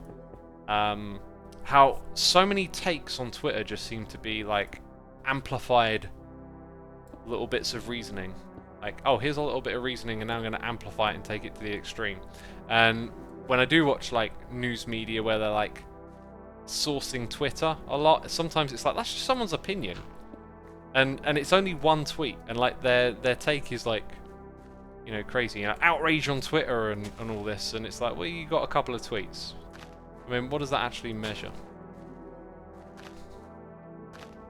It's a weird environment, and you know, I'm not actually massively invested in Twitter really. Like I use it kind of casually, but I understand that it's like a big deal essentially for a lot of things that I care about. So it interests me in some way, I guess. Right. So there we go. First little bit of path, really, connecting one spot to another, and you know, I think it works pretty well. It'll probably look really good when you're flying over and at night time.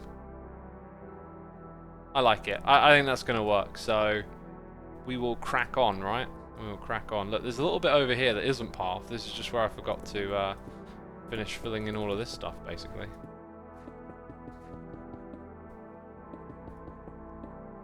So remove that. Remove the confusion. Hello, sunny side up Doom guy, says Anani Orb. Great. Great. Thank you. Thank you. Also, we had a couple of noises in the ear while I was waffling. We had Melonfish for 8 months and Matchy3107 for 25. Thank you so much. Appreciate you subscribing. We've got 1,800 peeps tuning in. Be sure to hit that follow button, peeps. Get notified of when I go live. I don't know when I'm going to go live next. I don't know what the plan is currently, right? It's just kind of play it by ear at the moment, I guess, is what's what. Probably Tuesday, I imagine, might be another day to stream. Oh, no, wait, I've got something going on Tuesday, so no. No, it's not Tuesday. Good. It won't be Tuesday, peeps. I'm sorry. Sorry if I got your hopes up. You're thinking Tuesday. Perfect day to stream. Oh, no. Not anymore. I don't know what I'm doing here, but I'm just tearing out blocks. My inventory full. My inventory is full.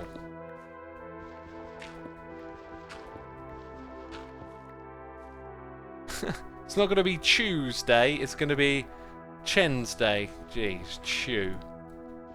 Chew, chew, chew. Like a train. Government forcing private companies to do free speech is the opposite of free speech, says Cat Majestic. Well, I'm not sure if it is, really. Because, you know, like, the idea is that, look, they say it's, you know, it's like the new town square or whatever. Like, when the only place you can speak freely is corporately owned, okay, then there is no free speech, right? I'm not saying everything is corporately owned, but that would be the point, is that sometimes you look at something like Twitter and you go, you know, should this actually be governed by a private corporation, because we now see it as a public utility. Dang it, I'm going to have to put stuff in the shulker box again.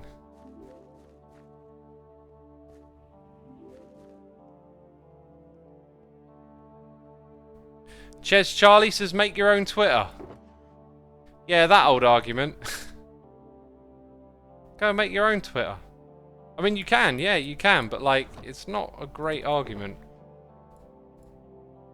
You know, like, it doesn't really get to the point of anything. It's like a pivot. It's like, oh, make your own Twitter, shut up.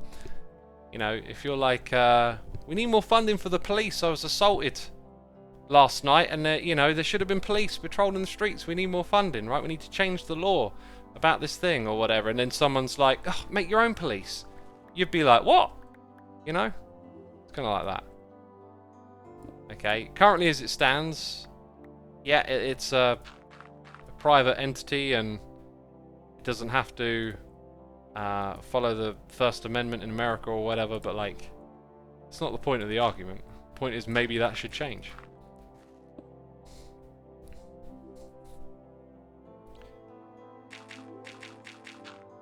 Anyway, I'm going to be following that story rather closely. I think it'd be super interesting to see what happens over there. I think Elon will be capable of bringing some good changes to the platform. Much needed ones, if you were to ask me.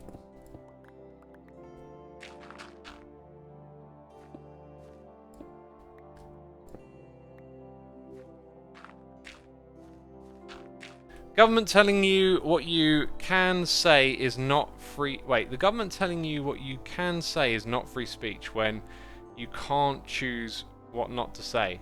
How do you enforce a law towards a global company? They can just move headquarters somewhere else. Hate speech is not free speech. I'm not really sure I follow your line of thinking there, Kat.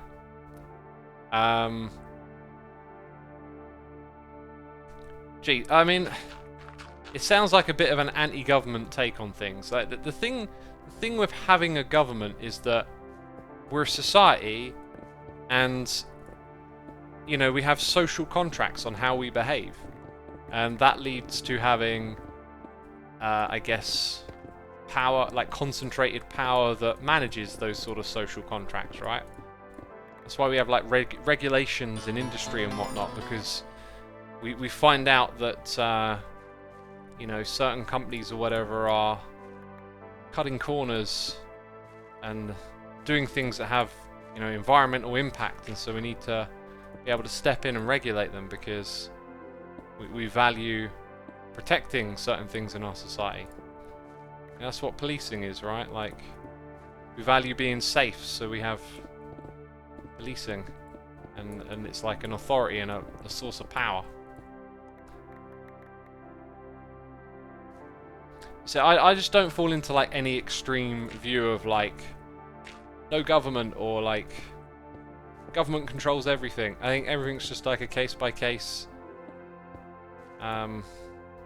sort of take.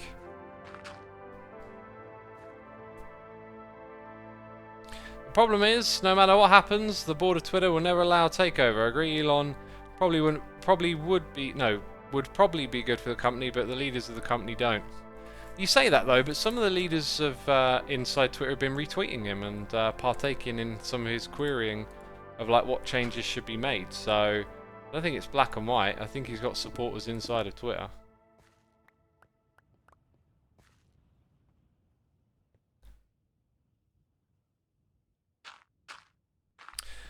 Ches Charlie says some gay couple and a cake or something. I don't know.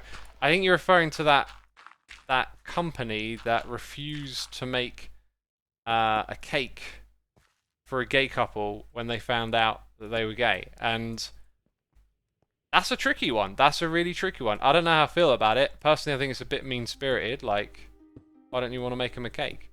Kind of hints at them maybe having some bigoted ideas towards other people. Should they have the freedom to reject that service to those people? I'm not sure that they do, because you always got to try and compare it to something else where, like, what would be another reason that they could refuse to serve someone? Can a company just refuse to serve someone because I don't like the colour of your t-shirt, right? Because that to me almost sounds like something where it wouldn't even be a story. Like, maybe no one would care, kind of thing. But is it right as a company? Are they allowed to do that?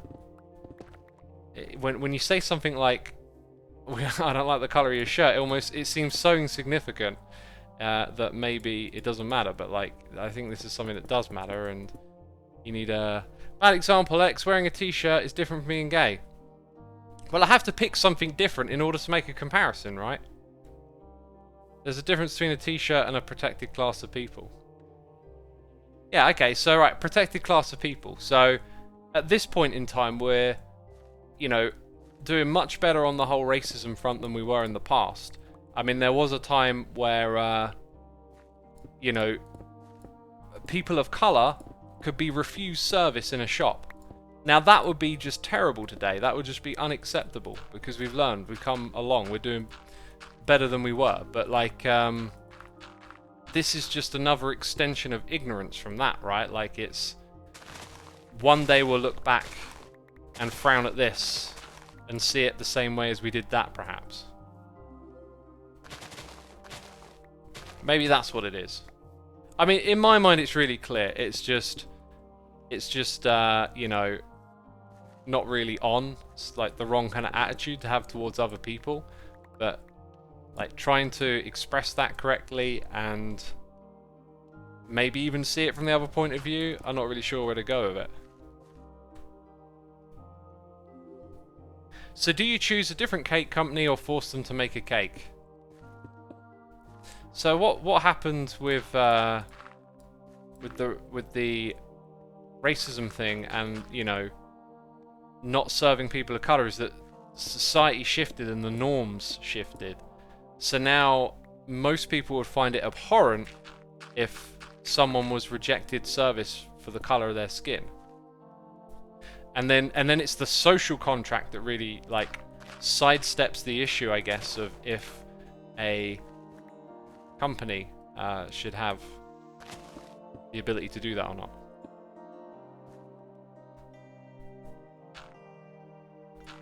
I don't know, it's not one I've really thought that deeply about.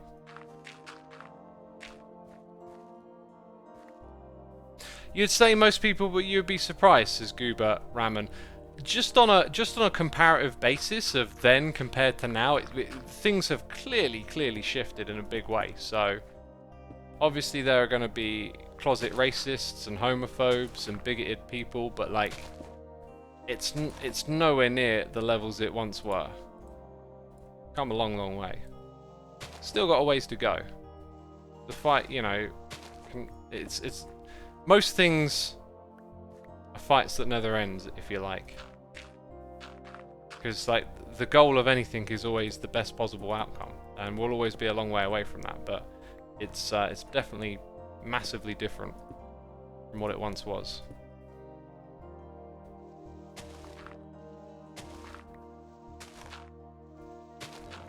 I keep thinking, should there be a legit reason to deny service to someone, says Shinny. Yeah, if you know someone has the intention to do harm to someone else and they want to buy a firearm, then you don't serve them, right? Now you could dream up some like freedom of speech or freedom of movement. No one should be able to tell you what to do, kind of attitude to put to that. But like we have the social contract. We know that some things are bad, and so we don't do that in society, and we have to agree on what those things are. And those things used to be different in the past, and with time they progress. Let's eat a bit of bread.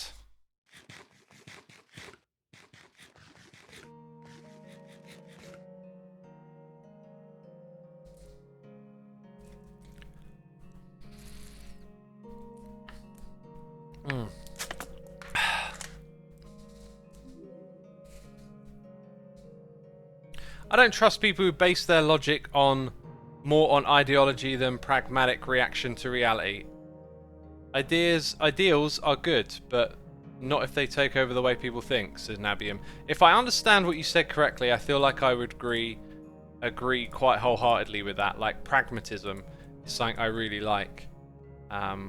You know, not going into any situation with like preconceived notions and ideas and principles that have to be true, but more having a like an open mind and looking to solve problems with other people. Pragmatism sounds good, doesn't it? To be pragmatic.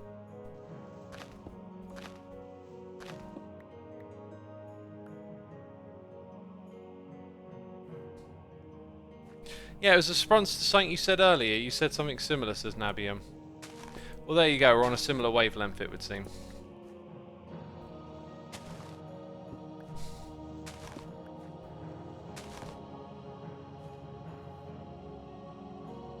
Right, I feel like that's pretty good. Probably want a bit more of the lichen, but I'm going to hold on to that because it needs bone milling. And yeah, we've got a nice... I mean, the beacon's kind of in the way, but we've got a nice old path. And I think we should just keep going with it. Let's connect Scar up next. So it was at this level that we were going... Oh, right, we got a bit of a mishmash here. I think we should dig out the path over here. Then again, we might end up with a bit more of a straight line thing happening. Let's Let's get rid of those 2 blocks. I think we're going to bust through right here and go in this direction, actually. Yeah, that seems more like it.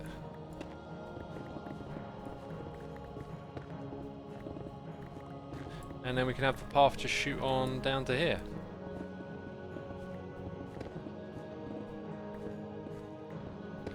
Right, let's now take care of all of that. Ah, I see, the instant mine's gone. That's fine. Pathway's looking great so far, says Slow Snail. Thank you, my dude. Thanks for saying that. It's nice to get a bit of encouragement. Right, normally I'd throw some of those things away, but we'll just chuck them in there for now. Waitcher is here for 4 months, and Blue Bottle 77 is here for 66 months. Thank you so much, my dude. Greatly appreciated. I also got Olaf Loss here for 11 months. Appreciate it, my dude. Appreciate it. Thank you for your support as always, peeps.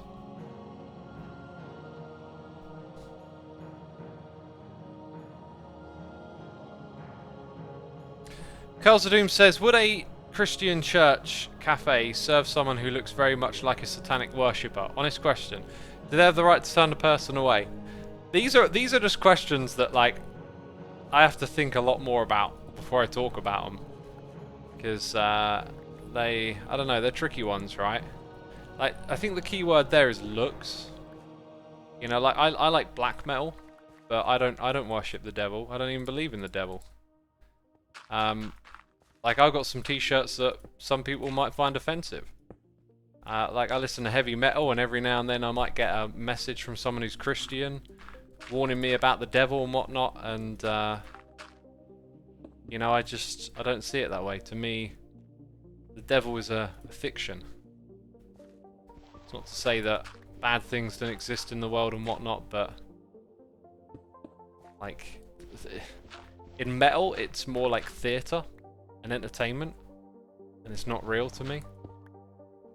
It doesn't make me act or behave like a bad person or anything. X, are you a goth king? No, I'm not a goth king.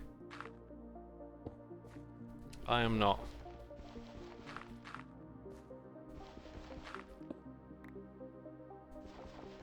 If you're 555, then I'm 666, says Diagnostic Horror. What's it like to be a heretic, eh? That's a great song. I mean, I think a lot of it is just like, in some way, just like enjoying the absurdity of it. Like, if you find the idea of an actual devil existing to be absurd, then it almost becomes sort of entertaining, the idea of it. And I know someone's going to be concerned about what I'm saying and probably like, oh, X, like, that's the devil working his deeds. I don't even know what to say about that. Like, it's just not what it is.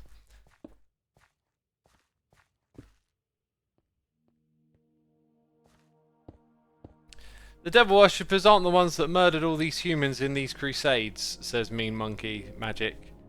Yeah, I mean, religion, like many things, is just full of contradictions left, right, and centre. And, you know, like, people who are religious today, I don't think should be held to things like that happened in the past. It just doesn't make a lot of sense to me to do that.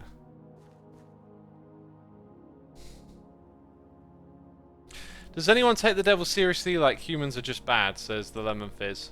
I don't think humans are bad. I think humans are capable of good and bad. But yeah, no, there are absolutely people who take the idea of the devil seriously. So like, when the devil is entertainment, for me, you know, in someone like that's mind, that's the devil winning, right? Like, I've been fooled, I've been tricked, I've been conned, I'm under the spell or whatever, but I don't know, I can use my own head and reasoning and see right from wrong.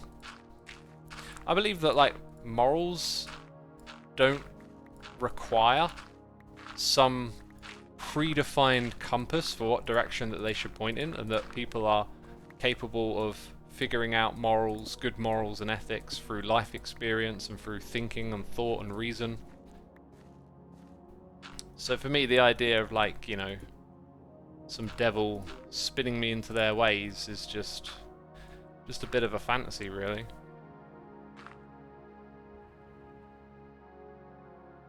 If the devil makes you do all these bad things, then where is human accountability? People should be responsible for their actions and choices, says Braid of Doom. Yeah, the devil made me do it. It's another weird thing about... Well, I could say it's a weird thing about Christianity, but like I think it's important to hear the other side of an argument, and I haven't exactly heard that sort of point explained from the other point of view. You know, the whole like the devil's influencing you thing to me is like believing in the lemon or whatever, right? Like I say that the lemon is the, you know, the ruler of the universe, the creator of all things, and if you don't believe in the lemon, you're a fool. And all that evidence that says the lemon didn't create and do everything, well, that's all put there by the lemon to throw you off. It's that kind of logic.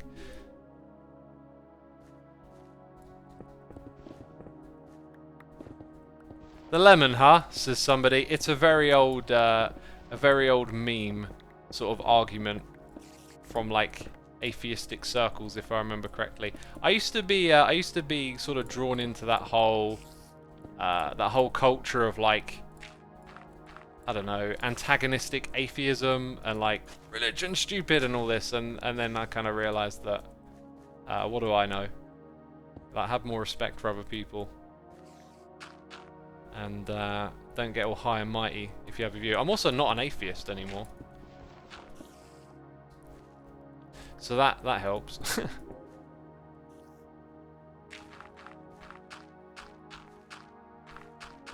It's actually, I think it's one of the things that may have turned me off a little bit. Like, I've always, like, wherever I've been at in my life, I've always had this feeling of like, why can't everyone get along? Like, why are we always bickering and having troubles and fights?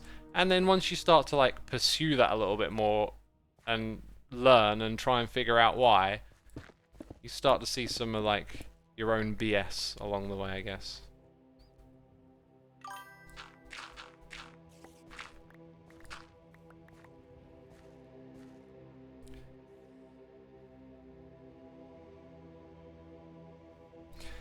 We got Bempera here for 8 months. MLDKNR1, thank you for 10 months. And Shez Charlie is here for free. Greatly appreciate the support, my dudes. Thank you all for subscribing.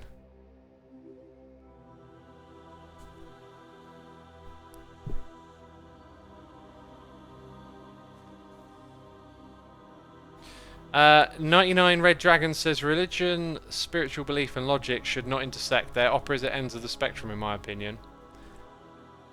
Yeah, they could be. You'd be surprised. There's a lot of like religious scientists and like science that's funded by religion and whatnot.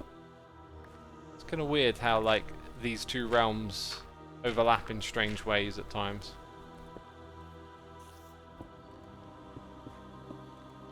I like this song. This song's kind of creepy, but somehow soothing too. Right, it feels like this needs to start going around the corner over here, doesn't it?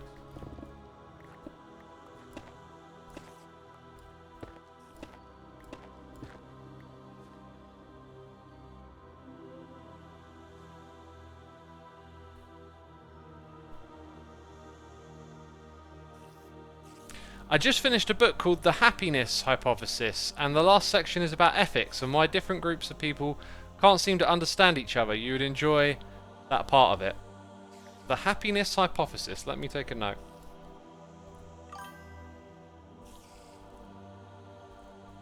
Sounds like something I'd enjoy listening to. Shink and Brot, thank you ever so much for 4 months of support, my dude. Greatly appreciated. Thank you for using that Prime subscription on me.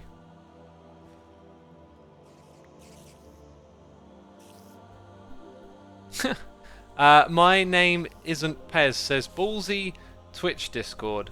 I'd say what we're talking about isn't ballsy. I think what this discussion tends to lack a lot of the time is just respect for other people, and perhaps a little too much investment in one's own opinion. Very easy to like just naturally think of your own thoughts and opinions as being wholly correct, and a lot harder to perhaps think of like things that you don't know, like, you know, you don't know what you don't know, and actually listening and trying to understand, like, when we talk about this stuff, it's always with a respectful tone for other people, right? And that's what's important.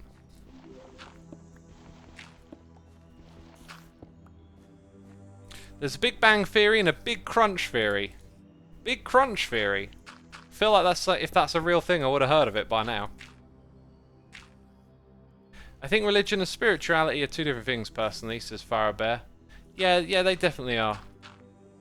But, like, again, that word spirituality, like, I think when I was younger, I thought of it as being a bit like hokey-cokey, pseudoscience, healing spirits and crystal balls and stuff like that.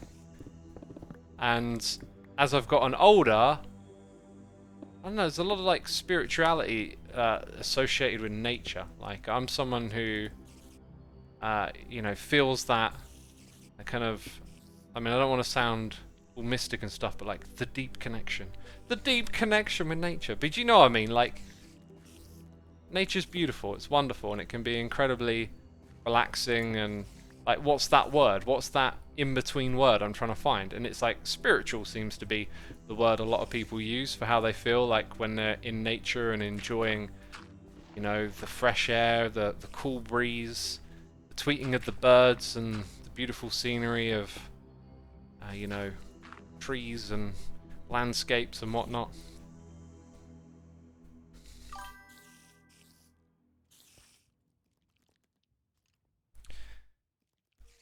Space Explar, thank you for 8 months, saying, thought I'd pop by and say hi. Saw you had the name butcher emote and I chuckled because it's accurate for me. Space Explorer. I got it wrong! No! Oh! How's it going? Spirituality and nature are great, aren't they just? Yeah, aren't they just? I feel people tend to seek inherent value and meaning in life with different things like religion and other beliefs, when in reality everything is pointless, says Kuma. Well, I like the beginning part of your statement, but not the last part. You know, like, it sounds a bit pessimistic. I guess you could say it's pointless, but not be pessimistic about that. Like, what's optimistic nihilism, I think, is a term I heard that's quite interesting. But yeah, like, there's this word that I keep grappling with lately, which is like belief. I believe. And whenever I hear myself, like, saying I believe, I'm like, what does that mean even? Like if I believe in something, that isn't sort of like saying this is factually verifiable or something along those lines. Like, it's just my belief. So, like, what is the origin of that belief? Why do I believe it? And sometimes the answers are pretty much like, I don't know. A gut feeling, something I want to be true, etc., etc. So, so yeah, for me, I try and be less attached to the idea of believing in stuff. It's a weird thing to describe, I don't know. I feel like this bit here can start to, like, come upwards. Yeah, let's put in some steps or something here. A way up.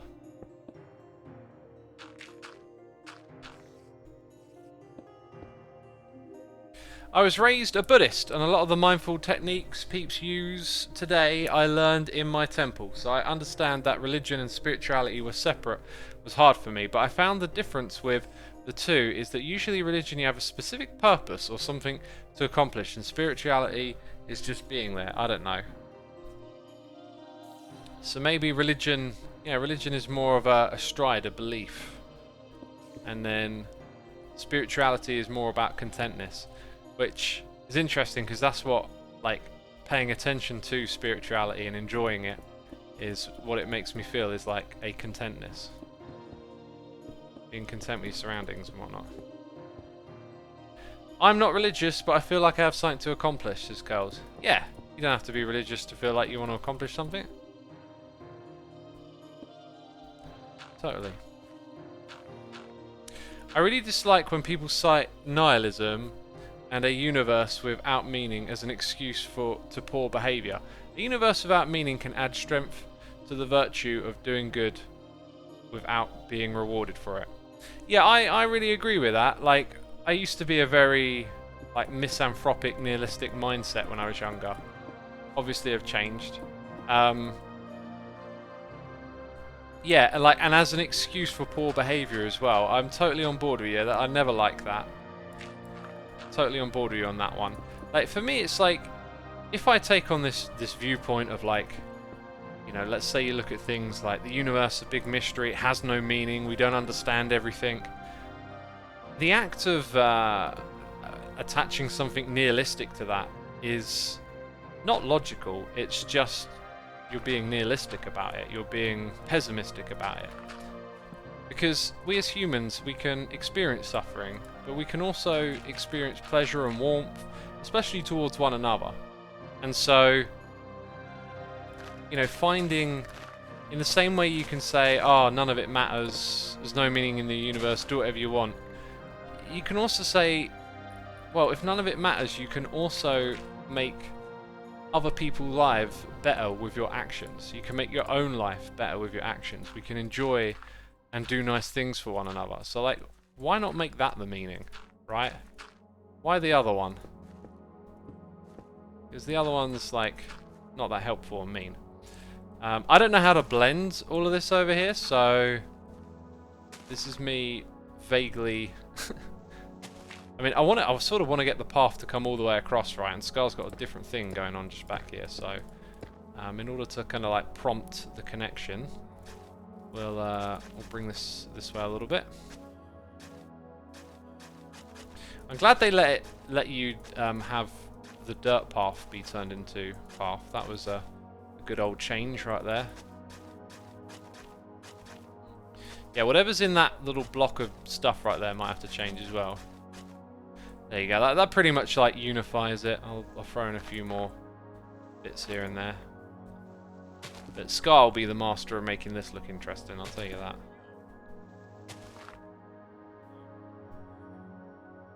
It's also scary how much religion is infused to everyday language in many languages. We constantly say, oh God, or oh my God, or thank God.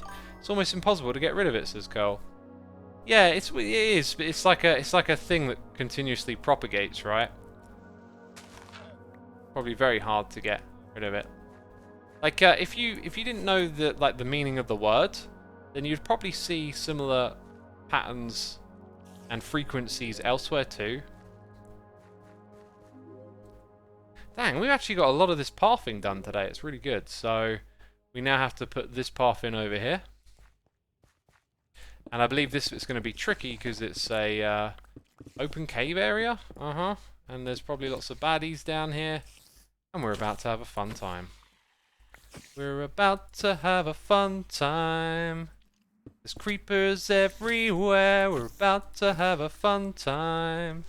Don't blow up right there. God. At least it rhymed. Ah!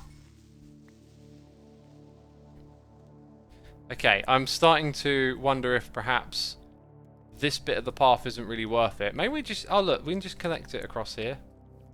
Like, why go through that bit, the troubled bit? We'll revert some of our changes here, I think. Changes being reverted. Very good.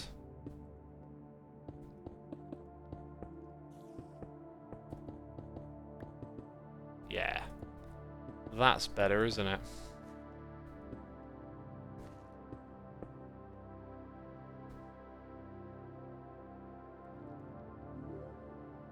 What would you say the most valuable things humans can utilize, says Pale Philosopher.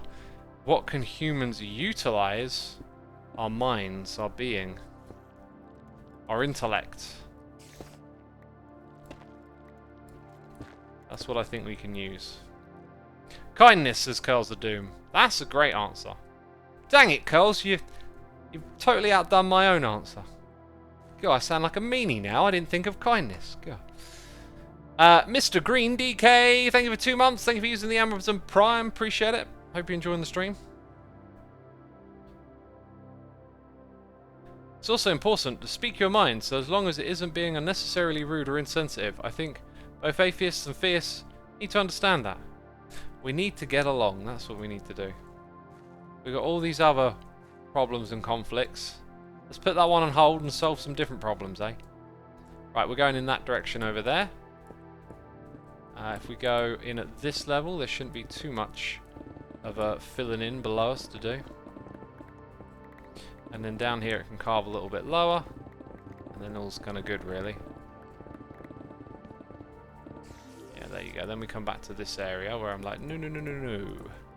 You'll stay over there. Oh, my inventory's full. Mr. NS92, thank you for 23 months. Greatly appreciated. Hope you're entertained, enjoying the stream. And what more can I say? Thank you for the wonderful support.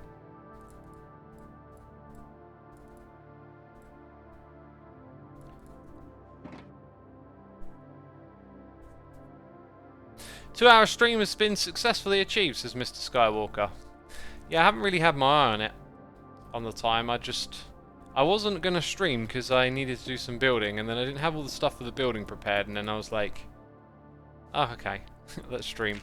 And now I'm kind of like, oh, I just want to finish like what we're doing here today, you know. I want to walk away and be like, that's done. That right there is. Let's actually lower it a little bit again, just through this part. Maybe that'll do.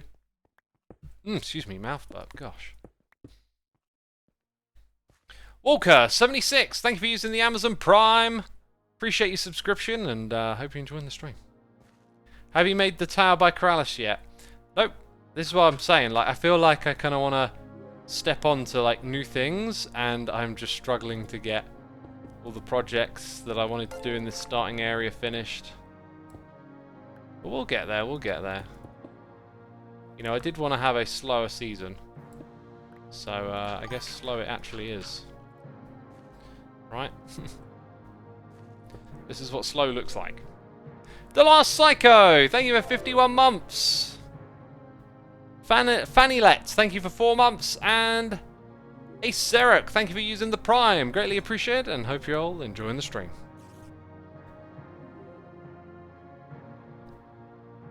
Oh, and we got some gifted subs coming in. It's Blue Bottle 77.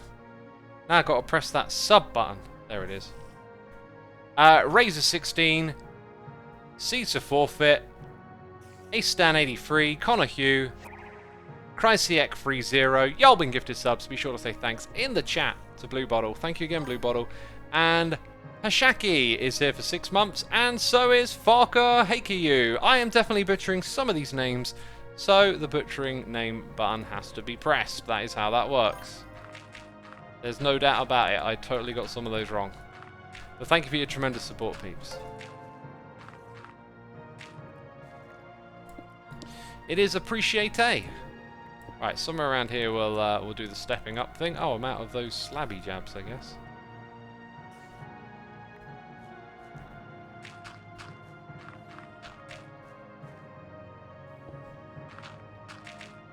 There we go. I quite like this path that we came up with. It's good. You know it's a path. It definitely needs, like, just 1 or 2 more things. The glow lichen, maybe something along the edges. It'll take us some time to finish this whole spot up. But it's good. I like it. Okay, so I ran out of something. Ah, I remember. I remember now.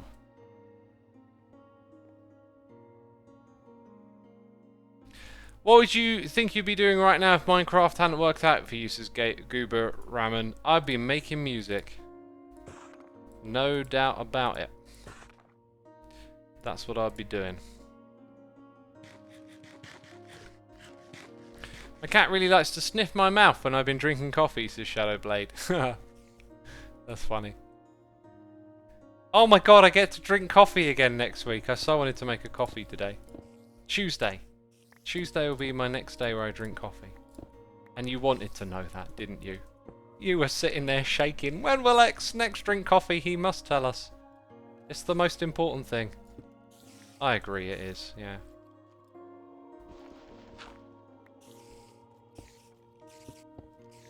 Oh, those spiders, they sure are making a racket, aren't they?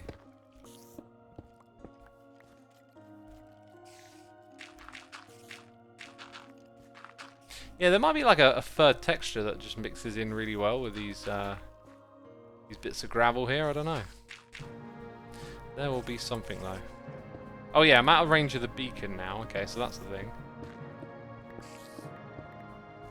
Actually, if we're going to use the side of that, that'll save me a little bit of work, I think.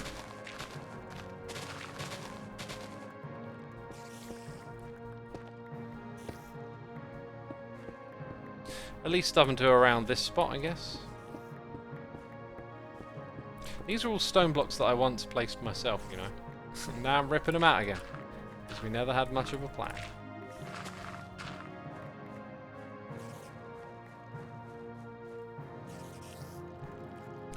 You get notification when hermits use commands, says Shinny. Yeah, it's because I'm OP. I don't really need to be OP at the moment. It was just like beginning of the season stuff. So I'll probably change that at some point.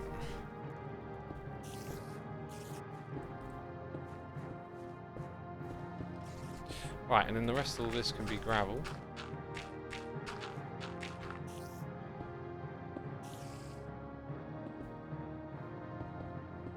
Oh, that won't work.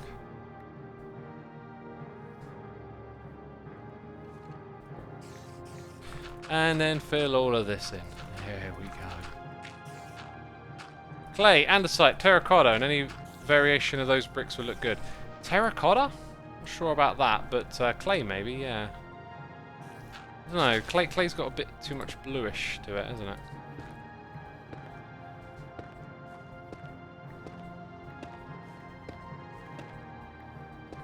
Yeah, this last bit over here I'm not so sure about because Beef's obviously got like this. I don't know if he plans on decorating this, but he's got the sheep thing going on. Right, and there might be stuff that kind of needs to stay hidden. Yeah, I'm picturing like a path coming up here. Probably going to need some slabs for some of that.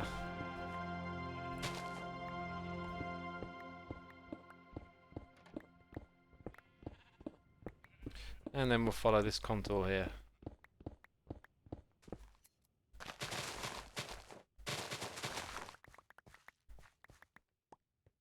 Sheep or cows? I said cows. No, sorry, I said sheep, right? I didn't do a mega derp or something weird, did I?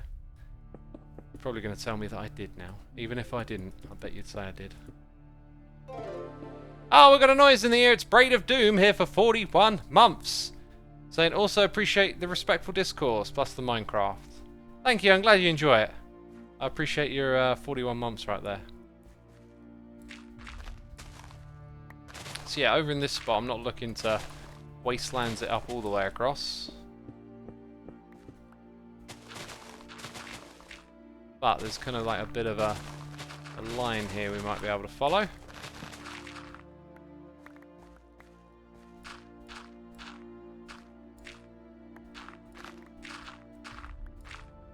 There we go. Oh, huh. Using coal ore might be a good thing we can throw on the path, funny enough.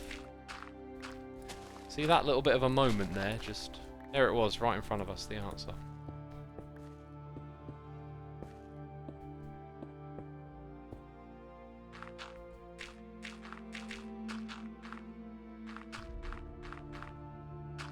Can you fly up and look at the progress? I would if I had lots of rockets, but I don't have lots of rockets, so I'm kind of conserving them.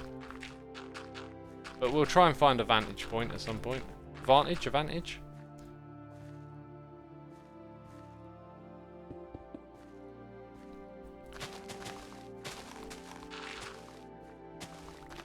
Right, so let's look at where this is now. Okay. I'm going to make it a little bit narrower here, just coming through the stone. And we're down at that level.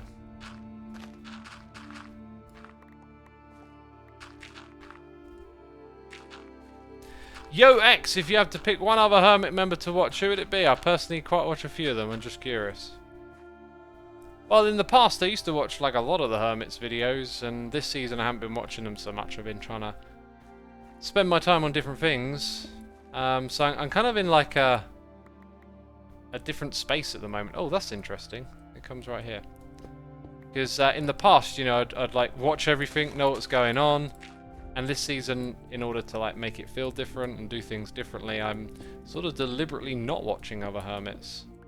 and just sort of enjoying it a bit more organically through whatever's taking place. Like I had to go look up Cub's video to find out that his base is now Scar's basement, which was a surprise. Do you watch the recaps? Says Cup of Rice. I do watch the recaps. I didn't watch the first couple of them, but then I was like, I need to know something about what's going on, you know.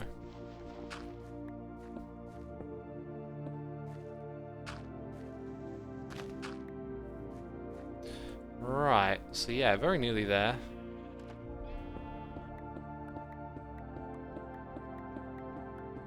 Probably need to go sleep in a bed next, right?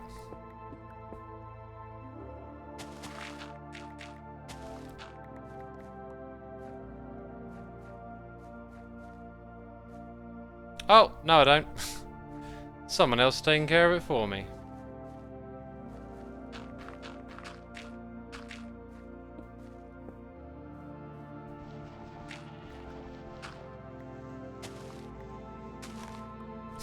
Shadowblade says, I need to finish cleaning my room, but I can't move because my cat is comfy. Sounds like you're making an excuse. I always enjoy a bit of cleaning. I was cleaning upstairs where I'm at now just the other day. After a couple of hectic months not being able to clean up and stuff, and I'm like, everything's nice and clean again. I've always taken pride in cleaning. I think it's a good thing to do. Good habit to learn, you know. Take a bit of pride in your environment. So yeah, these are stone blocks today, but maybe tomorrow they'll become something different. Who knows? Like it's a bit of a placeholder path, I guess you could say.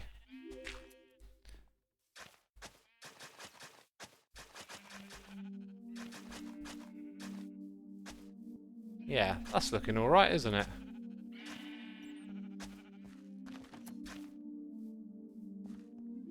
Gonna connect them together one way or another.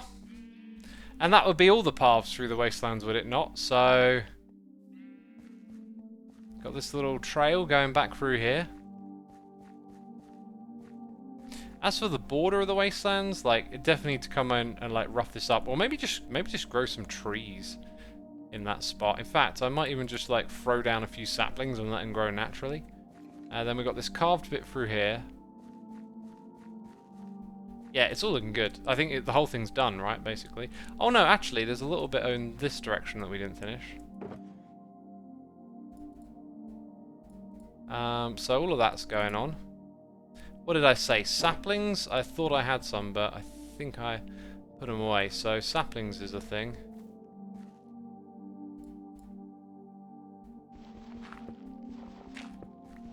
Looks very grey, says Joe Dragon.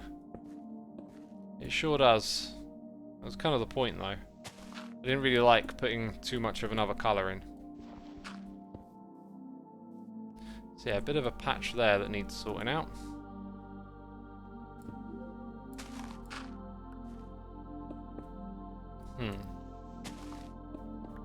Need to do that because the gravel's got to go on top.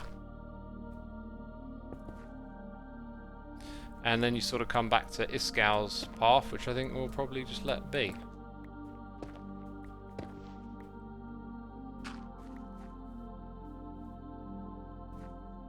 Yeah, maybe if I put like a little bit more moss and stuff around here, it might blend in a little better.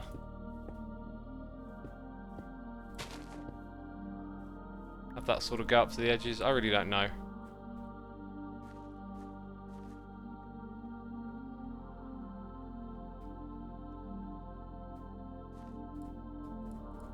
Okay, let's find some bone meal, which I'm sure I've got somewhere here.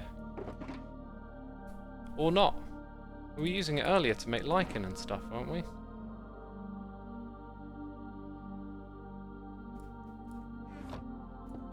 Right, luckily I got some in here.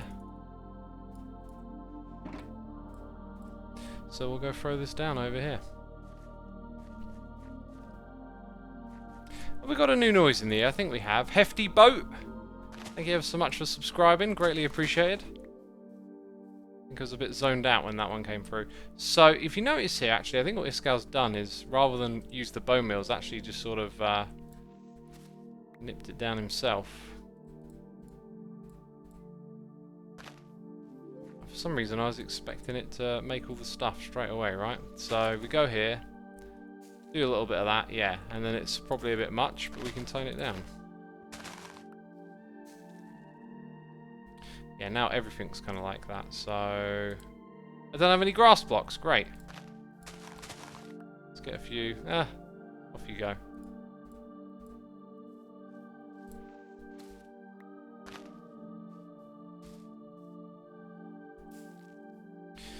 Yeah, did that just replace some gravel? No, it couldn't have done. I think it replaced the stone that was there.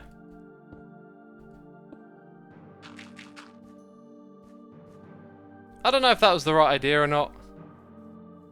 Kind of ties things together a little bit more, I guess. I think there's probably too much grass. Needs to be a bit more bare.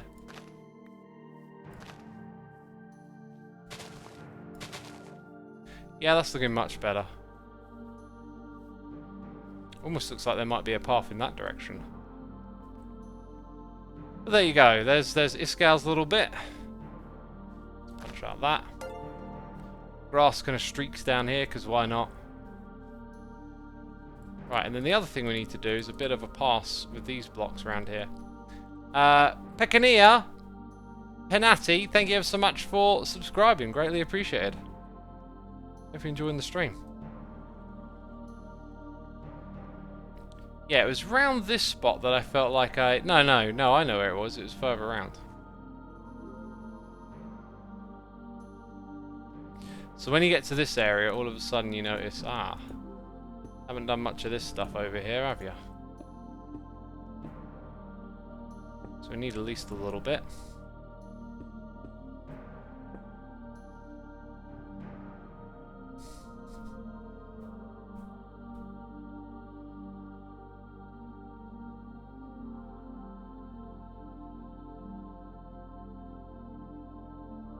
I love watching your thought process. It's so different than mine and such a learning experience, says Balloon Area. And I probably butchered your name. Yeah, it's one of the cool things about Minecraft. Like, it's a creative game. When you talk about what you're doing, you realise that people's brains work in different ways, right? And geez, I feel like this is some of my laziest work too. Like, the scale of it just means if you want to accomplish something that looks decent in this area, you're just gonna have to like throw some stuff together, right? That's why it's all stone at the moment.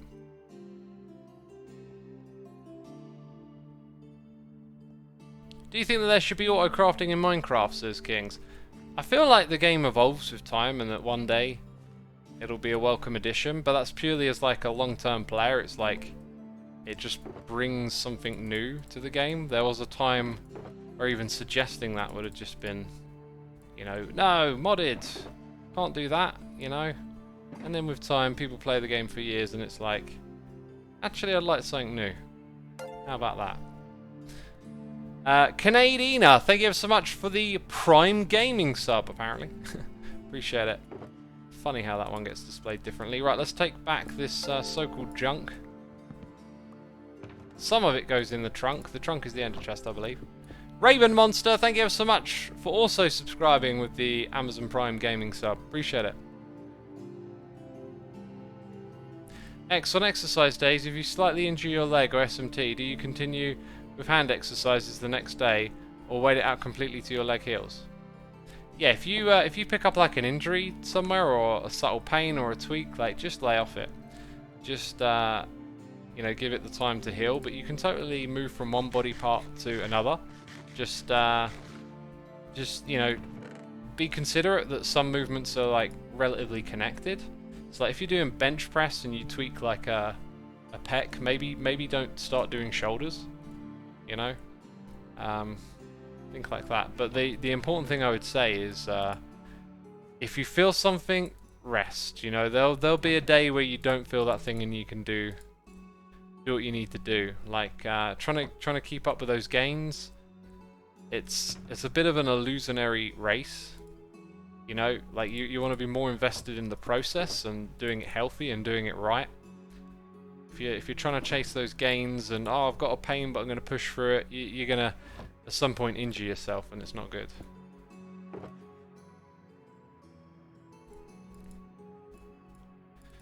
Darth Anila says, speaking of exercise, I'm having an excellent session with this playing in the background. Keep going, my dude. One more rep. One more rep. I don't know what you're doing, but hey, I feel like being a goose. Silly goose. Oh, speaking of that museum that I went to and all those games, they had the game. What's it called? Oh, what was it called again? Something Goose Game? Dang it, why can't I remember the proper name? Untitled Goose Game, there we go, my brain caught up. Untitled Goose Game, they had that there, and I was like, I wonder how they choose what games to like put on display here. Oh, this is actually one where I wanted to keep the stone. This is for my other build, so those are the things that need to come out.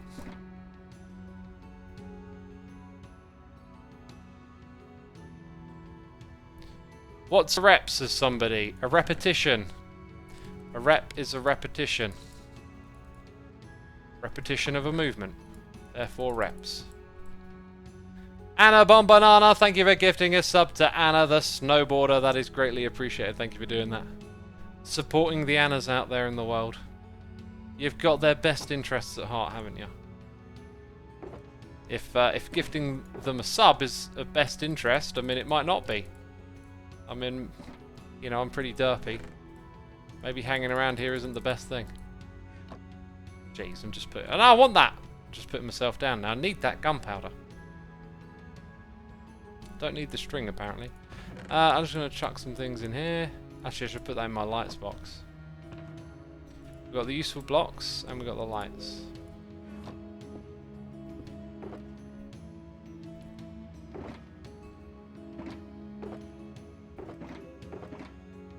Cool, all of those things can go back. I'm not sure if we had like another one that we put things into. But as you can see, I've got lots of materials together for building projects and whatnot. Nicely done. The cat has melted, says Shadow Blade. A melted cat? That doesn't sound good. Miss Annie, thank you for 2 months. Any tips for sore muscles? Had them this week for 3 days. I mean, sore is good. That means you hit the muscle well. Stretching. You know, before and after stretching is good. Also, get yourself some of that. Well, look into it first. But I like the CBD oil. The hemp oil. That's great for soothing muscles and whatnot. Curl says, if that museum had Untitled Goose Game, I need to go there next time I'm in London. It was a moving exhibition. I don't think it'll be there for much longer. I think it was only there for a couple of weeks. Anyway, that's me, and that's your live stream, my friends. Because we're wrapping it... Wait, what button did I... God, we're not wrapping it up right here, because I just threw my pick away. I pressed the wrong button. Let's try that again. I'm wrapping it up right here. Dang it! Why am I pressing the wrong button? Okay, one more time. And I might cry. There we go. God. God, I've done it. If invisible. If invisible, they say. Peeps, it's the end of the live stream. Thank you everyone for coming by. I want to say a massive thank you to everyone who subscribed, resubscribed, donated and cheered. As always, your support is appreciated. And right now I'm just looking for a channel to raid. Thank you for all the people gifting subs. Thank you to all my mods, the patrons. Y'all are appreciated. And I'm going to send you over to Cubfan today, who's playing on his Patreon server, I believe. A Cubscriber server spring build. Let's get this thing set up and rolling. There it is. Thank you, everyone. Hit the raid button. Take care. Good night. Bye-bye.